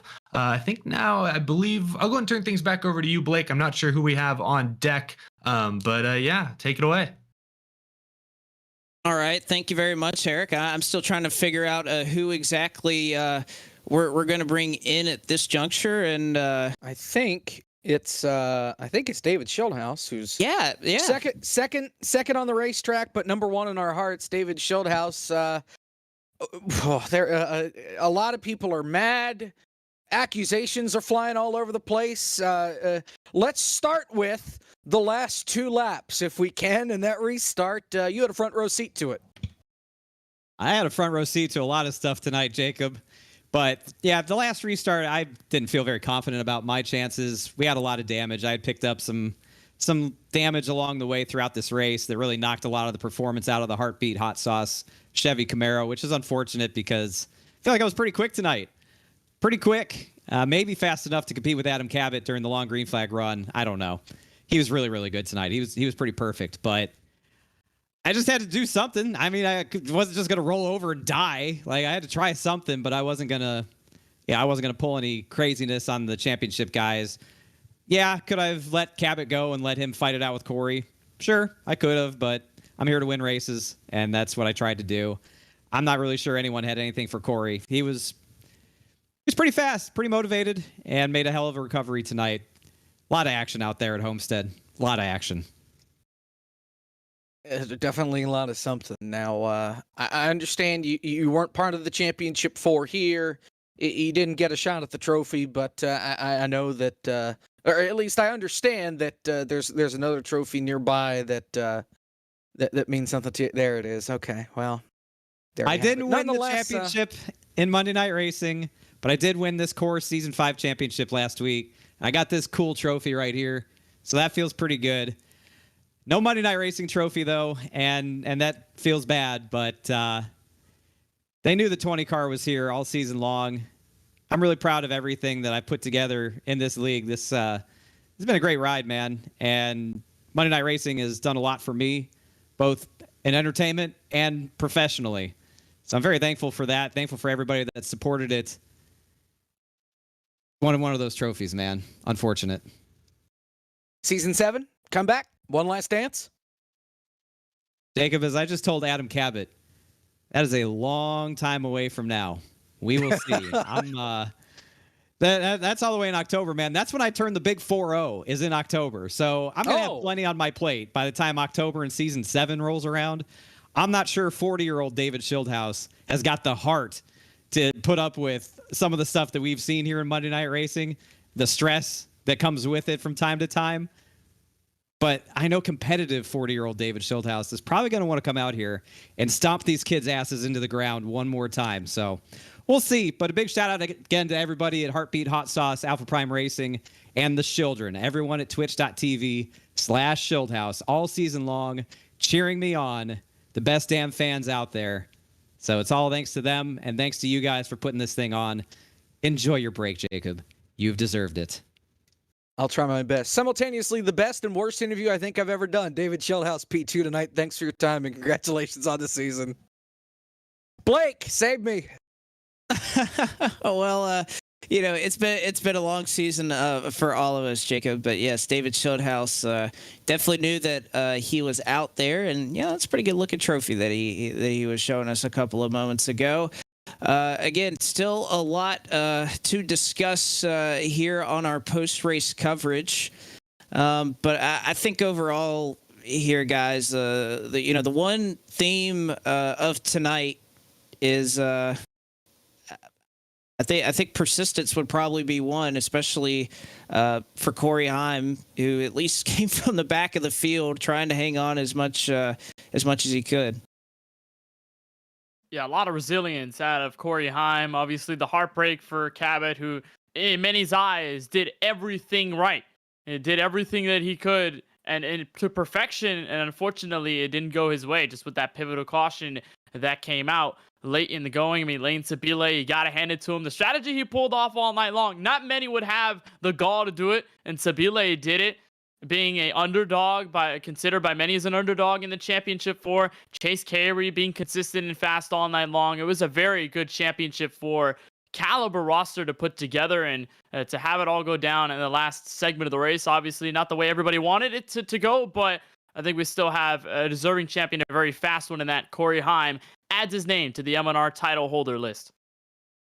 That he does, and we are going to bring in Ford Martin and Matt Stolnick to talk briefly with Jacob Hitz. Jacob? I believe it is time for the traditional end-of-season state of our Monday Night Racing message, perhaps with the two league admins, Ford Martin and Matt Stolnick. So, gentlemen, the floor is yours. Take it away. Well, first of all, thank you, Jake. Thank you, Blake, Eric, Kenneth, everybody with Ryan Bauer, Cameron, everybody that's associated with Podium Esports. We can't thank them enough. Obviously, this has been a great season. Everyone's really pitched in, and I know we all got a lot of things going on, especially this time of the year at the 500 coming up. But we can't thank you guys at Podium Esports, but we can't thank our sponsors, everybody involved with us. Next Level Racing, Interstate Batteries, Roasted Gems Coffee, Grid Rival for coming on for today's race. We appreciate them for coming on.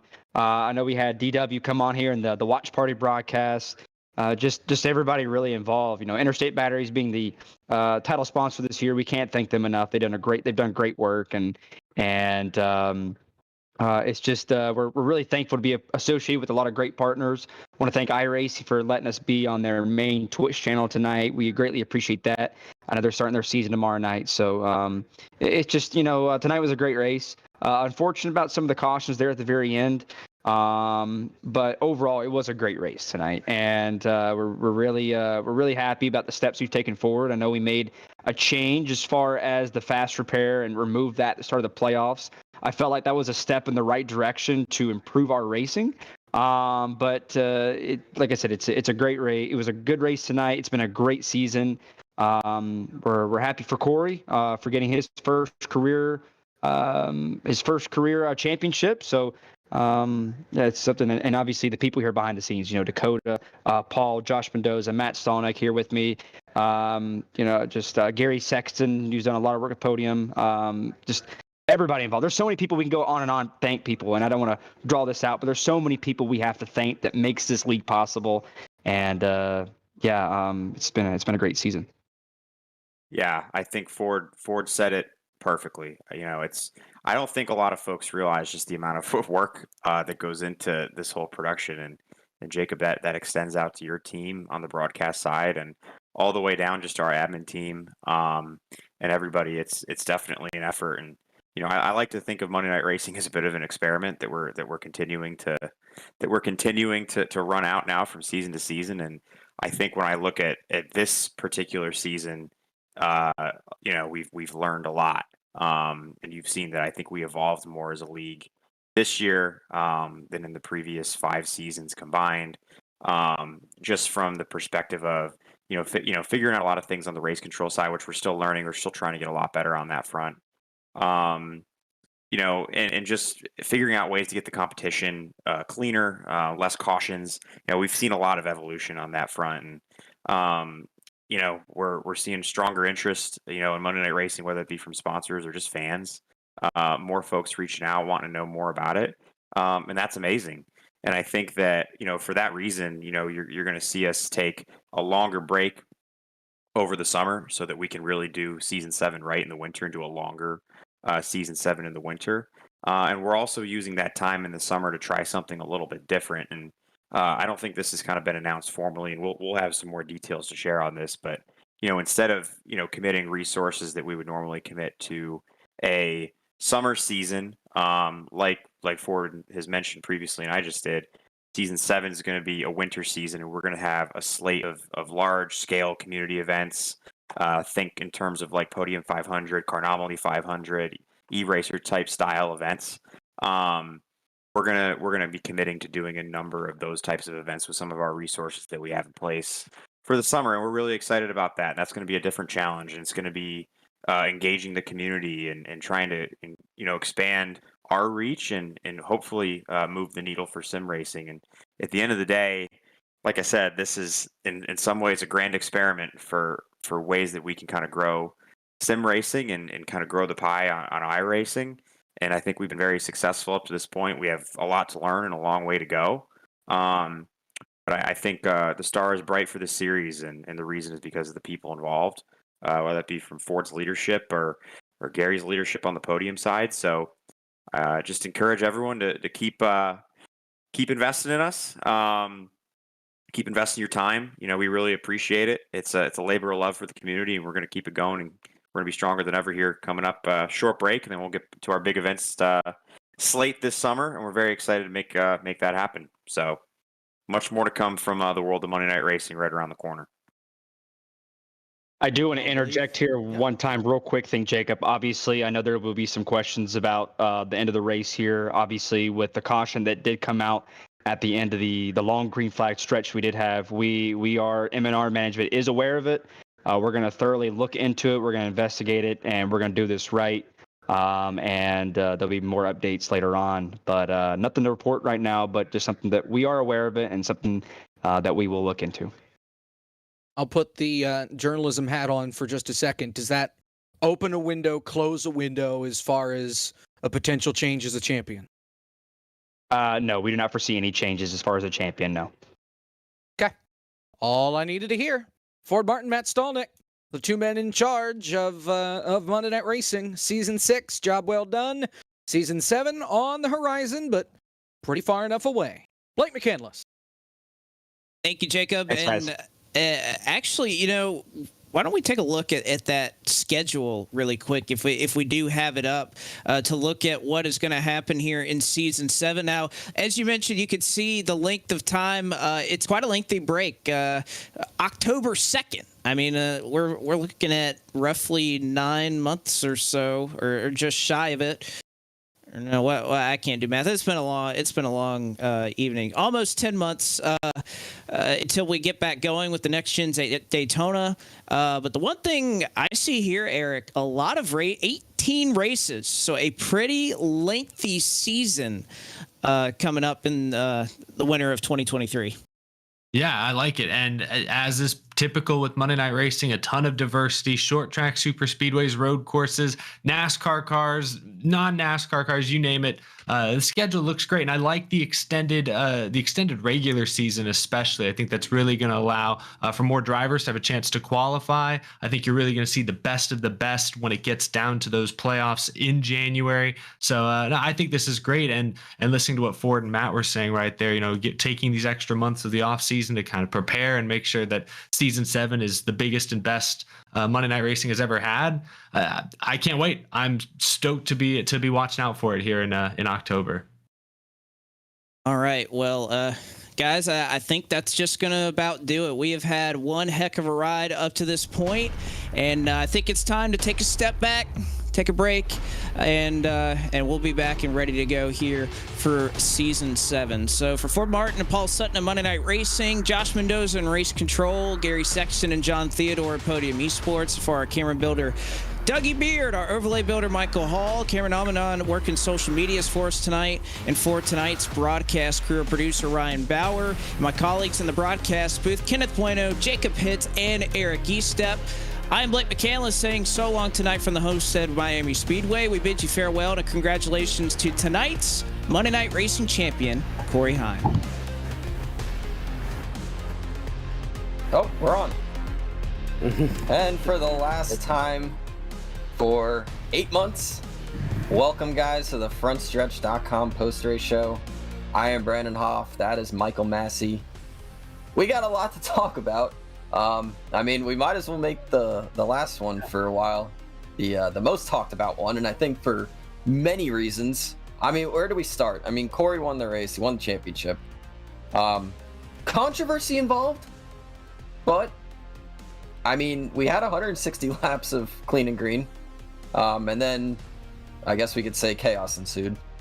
Yeah, and Corey Heim started the race. He had to serve a pass-through penalty on lap 2, and really worked his way up to, it was 160 laps, green flag to start the race, and I believe he was like 7th when that caution came out, when the first caution finally came out. That was just, I mean, he came back from like half a lap down to do that. That's impressive. Yeah, it was quite the performance. But some shady stuff happened to get him back into it.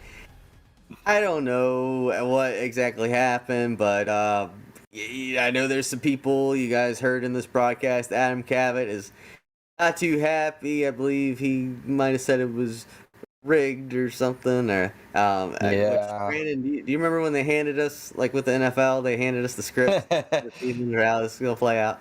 Yeah, I got the script this morning, and I don't know if we exactly had it playing out this way. Yeah, right. There's no script. No. But yeah, it was.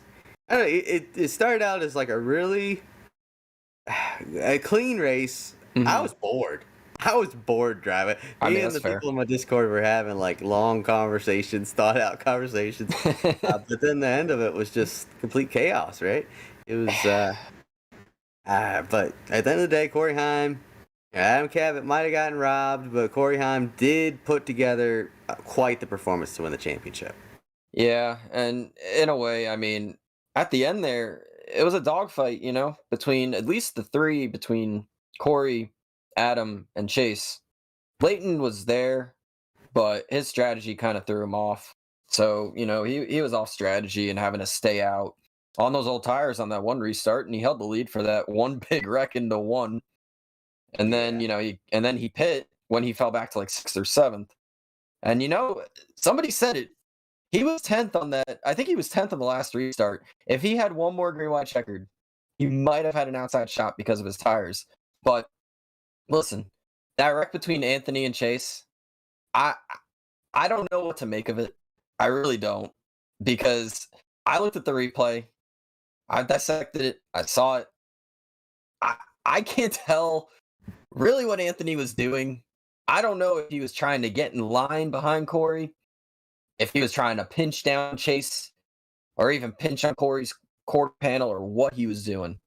But either way, that obviously ruined Chase's chances.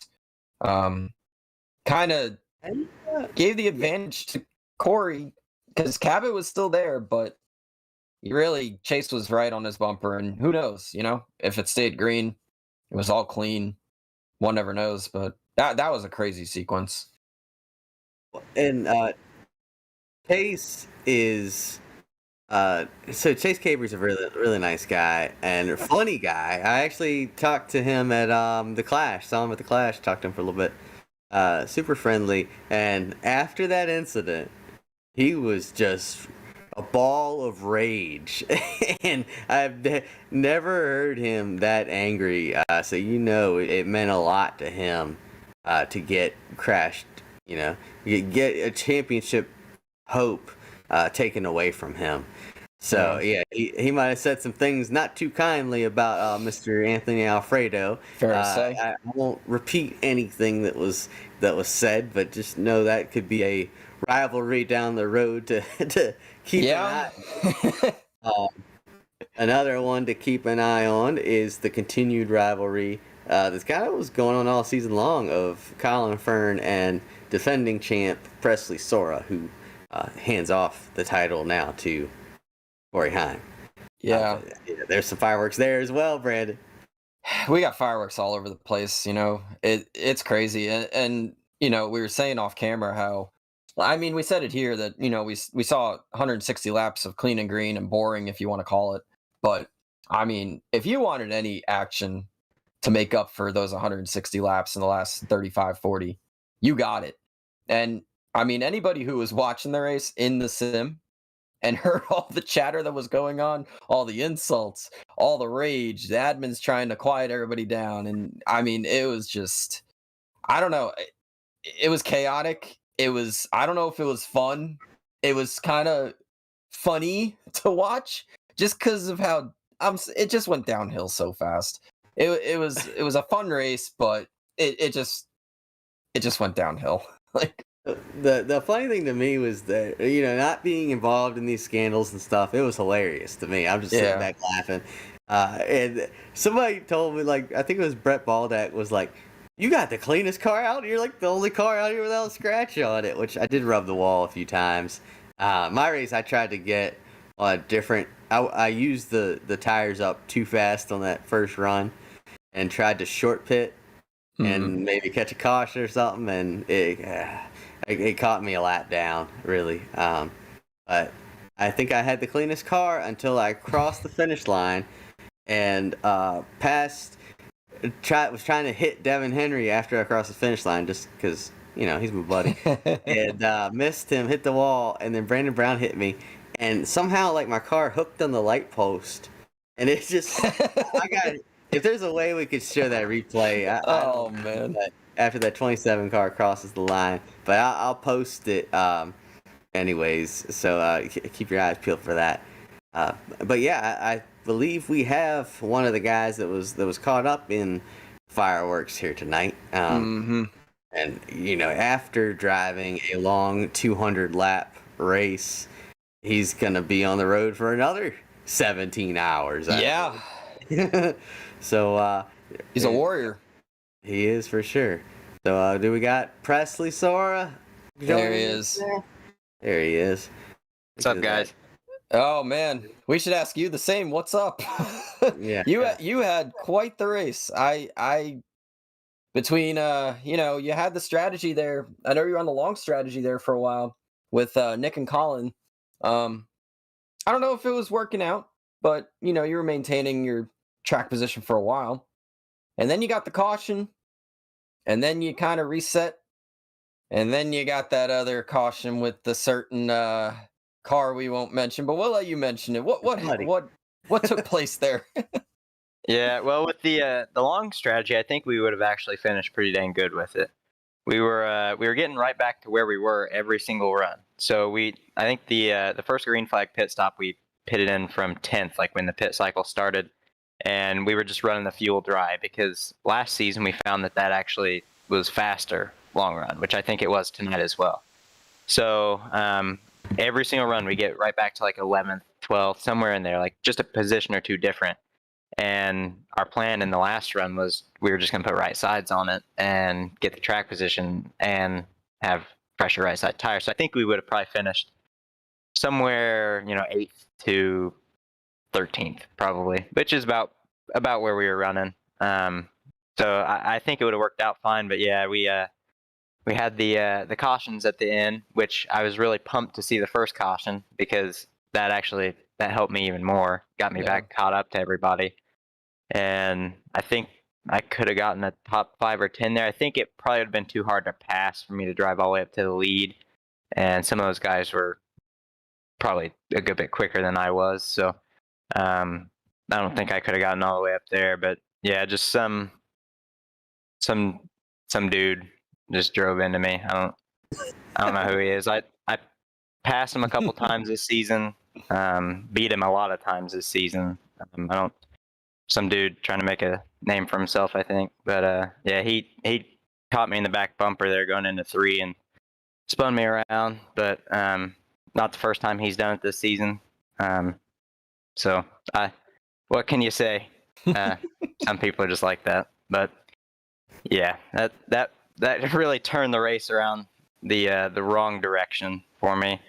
Then the next restart, me and Padgett got together. I think it was kind of a racing deal, but not much I think either of us could have done in that. He turned down on me, after the green, and I held my ground. I think, he could have not turned down on me, and I could have given way. It's just one of those deals where nobody's given any room with 15 laps to go in the final race of the season. So, yeah, that's that's kind of how the race ended. It was fun up until that point, though. The car was fun to drive. I don't know how the racing was on the broadcast, but it was a blast to drive, in my opinion. I know, Michael, you were out there. I thought it was fun, but I know some guys didn't. It was fun for sure, but I think it just got a little 160 laps straight green flag. I was wanting a caution when that caution finally did come out, and we were actually, I believe the way it cycled through, I just pitted for tires. I was looking under you when that caution came out, and then checked up. But it happened like right in front of us. Will Rogers spinning. Did that look like any kind of foul play from your vantage point? I know that's what Adam Cabot was saying. That's what some people are saying. Or did you think it was just? Have you seen that wreck at all? I haven't seen it. I could just see what happened in front of us, and by that point, he was already kind of spinning into the wall. So I couldn't see what triggered it. But I know a few guys were talking about how they thought it was kind of weird. But I'm not going to complain about it because I mean, ultimately, it was helping me out. Didn't in the long run, but I was happy to see a caution. I thought I was going to be in it at one point too. He couldn't have been very far from my door because he was coming right back down the track as you and I were passing him, and I was like, oh my God, he's going to spin into my door. But yeah, it could have been foul play. I'd have to go back and watch it. Yeah, because you and me were side by side, and I saw him coming down, so I just pulled to the apron to try to give you room. But luckily nothing bad happened. But you did after that incident with the person that you're not naming, who happens to have started a new NASCAR Xfinity Series team this week. If that gives it away for people, we've already talked about this. People know who it is. But everybody knows. You were cutting a promo in the chat before before Josh Mendoza Race Control silenced you. And you're such a mild-mannered guy. We never see you really fired up like that. So, is that just say was your blood just boiling that much to get to a point where you're just going off that bad? I wouldn't really say it was boiling. It takes a lot to get me mad, especially on iRacing. So I'm normally really laid back, and eventually you just get to a point where you just have to stand up for yourself when some dude's bullying a teenager. It's just, I don't really get it. I mean, there's been countless occasions this season where Colin has just, shown his displeasure over nothing. And my assumption is he's just butthurt that I just whooped him in the finale last season and beat him for the championship. And let's see here. I think he's mad that I got this thing sitting next to me. I don't think he likes that this sits in my room every day, and we brought it back to Cambridge City, Indiana. But that would just be my guess on it and why he's been so butthurt this season. But yeah, I mean, I just got to stick up for myself. He sent countless messages about how he was going to intent wreck me throughout the season, and how he's going to make sure I didn't get back to the championship before and win another championship. And then, by God, did he do it at Pocono? He hooked a right down the straightaway, which, I don't know, I got my wheel right here, and when I hold the thing straight, typically the car goes straight. So, sometimes that's different for other people, and it was different for him at Pocono because his sure turned right down the straightaway. But that really, really hurt my chance to win the championship this season because it was about a 20-point swing.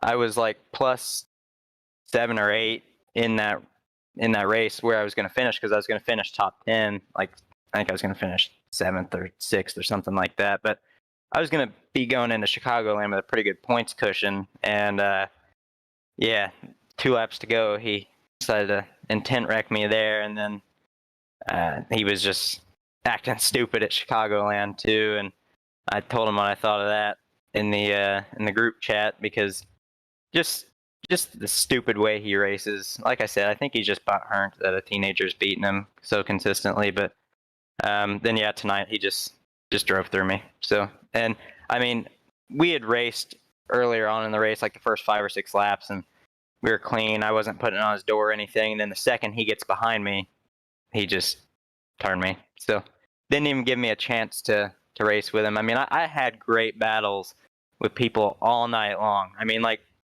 Bailey Turner and I, just so many people. We were having fun just crossing each other up and throwing sliders on each other, and just, I'd run the fence, they'd run the bottom, I'd cut down under them, and we'd reverse it for the next corner. But Colin doesn't do that because he has no racecraft, so he just kind of just drives through people when he gets behind them. But hey, what can you do? That's not how I like to race. I like to just race and have fun, and I race people how they race me. So I try to race everybody, the same and clean. But that's not how he plays. His ego's too big for that one. Jeez. Major shade, major flexing going on. We like it here. Yeah. Presley, talk about, so you guys have 8 months off now until the next race, October 2nd. Long time, basically the whole race season. What are the plans for you coming up? I know you got some good stuff going on, both on iRacing and real life. I know you've mentioned it. Yeah. Talk about what you're going to be doing here the next 8 months until we start up again here. Yeah, I know. That's why I can't get too butthurt about iRacing like he does, because I got I'm racing a late model this year, so I got that to look forward to. So, I'll be running an asphalt CRA Sportsman late model for Blaster Motorsports, and gosh, I'm so excited. The car's like basically done. Basically, all we have to do with it is wrap it. So, I'm riding down with Brayton Blaster to Daytona this week, and him and I are good buddies, so I'm excited to be driving his car.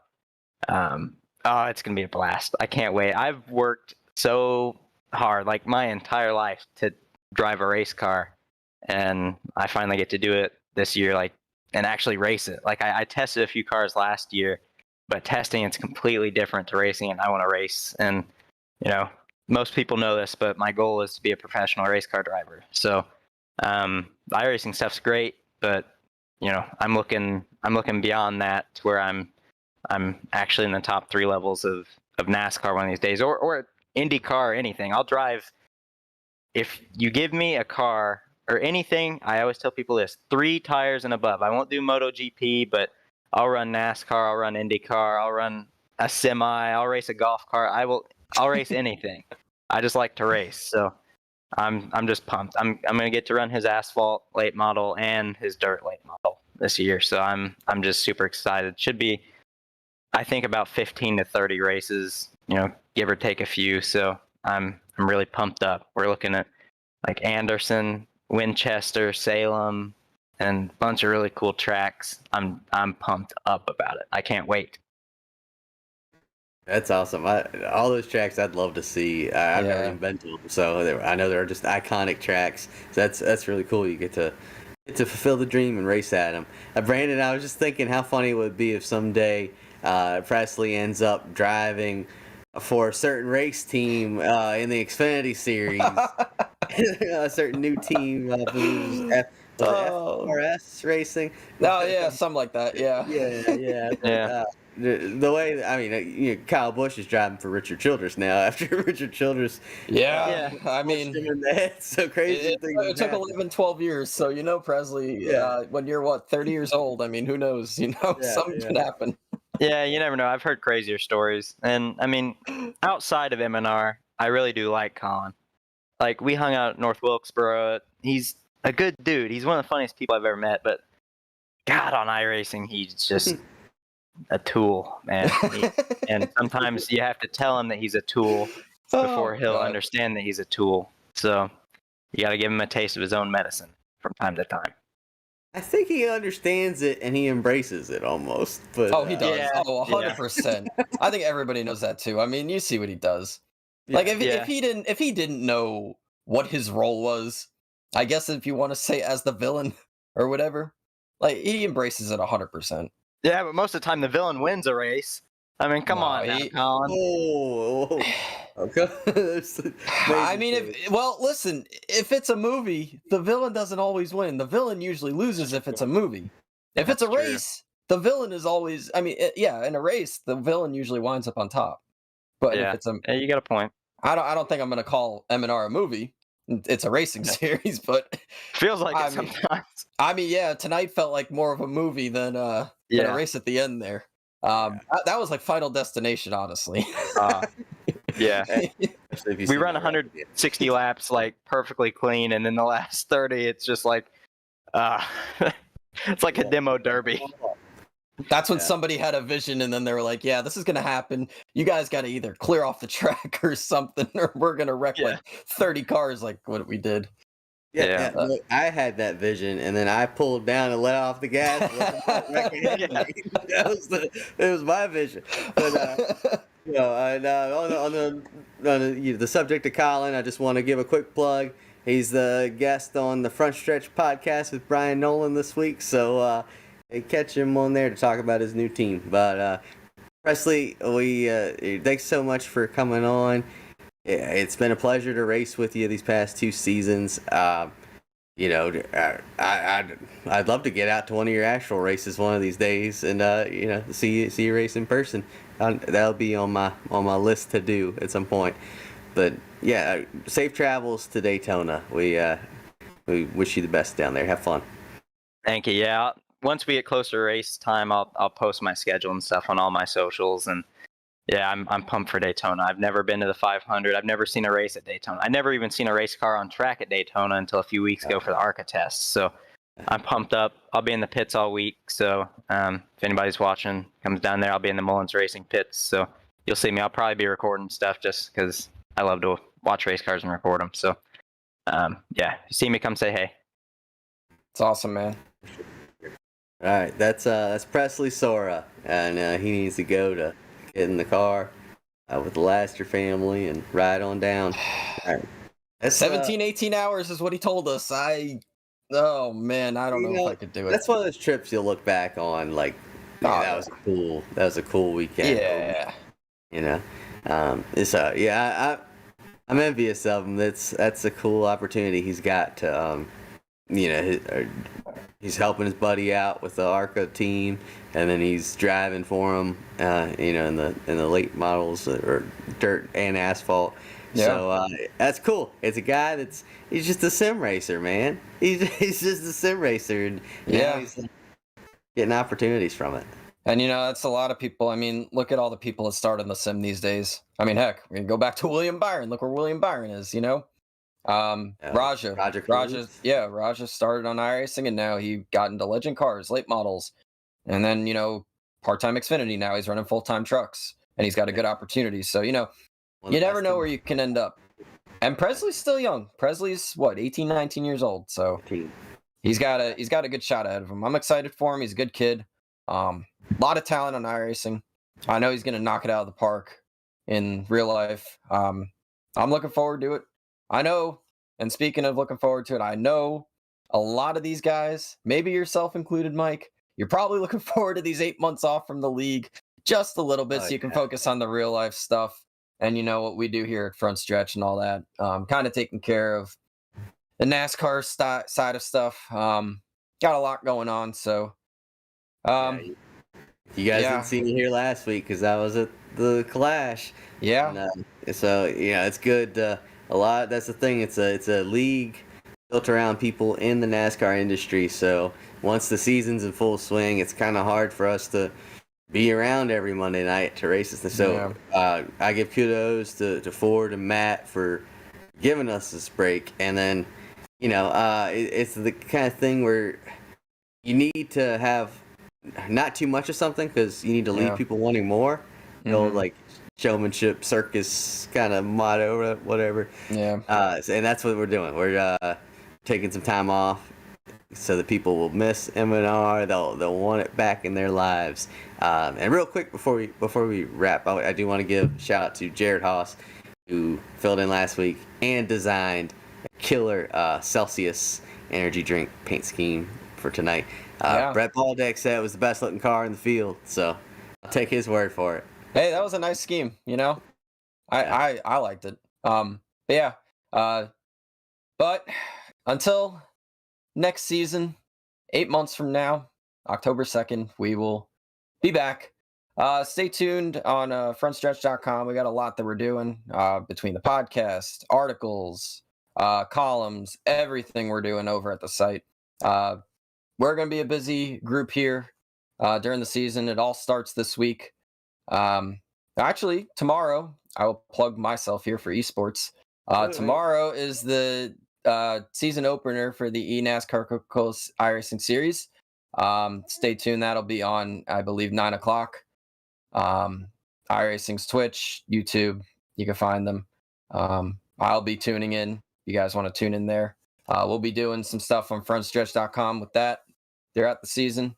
But yeah, for Brandon Hoff and Michael Massey, we will see you guys soon. Thanks for tuning in all season. Hope you enjoyed.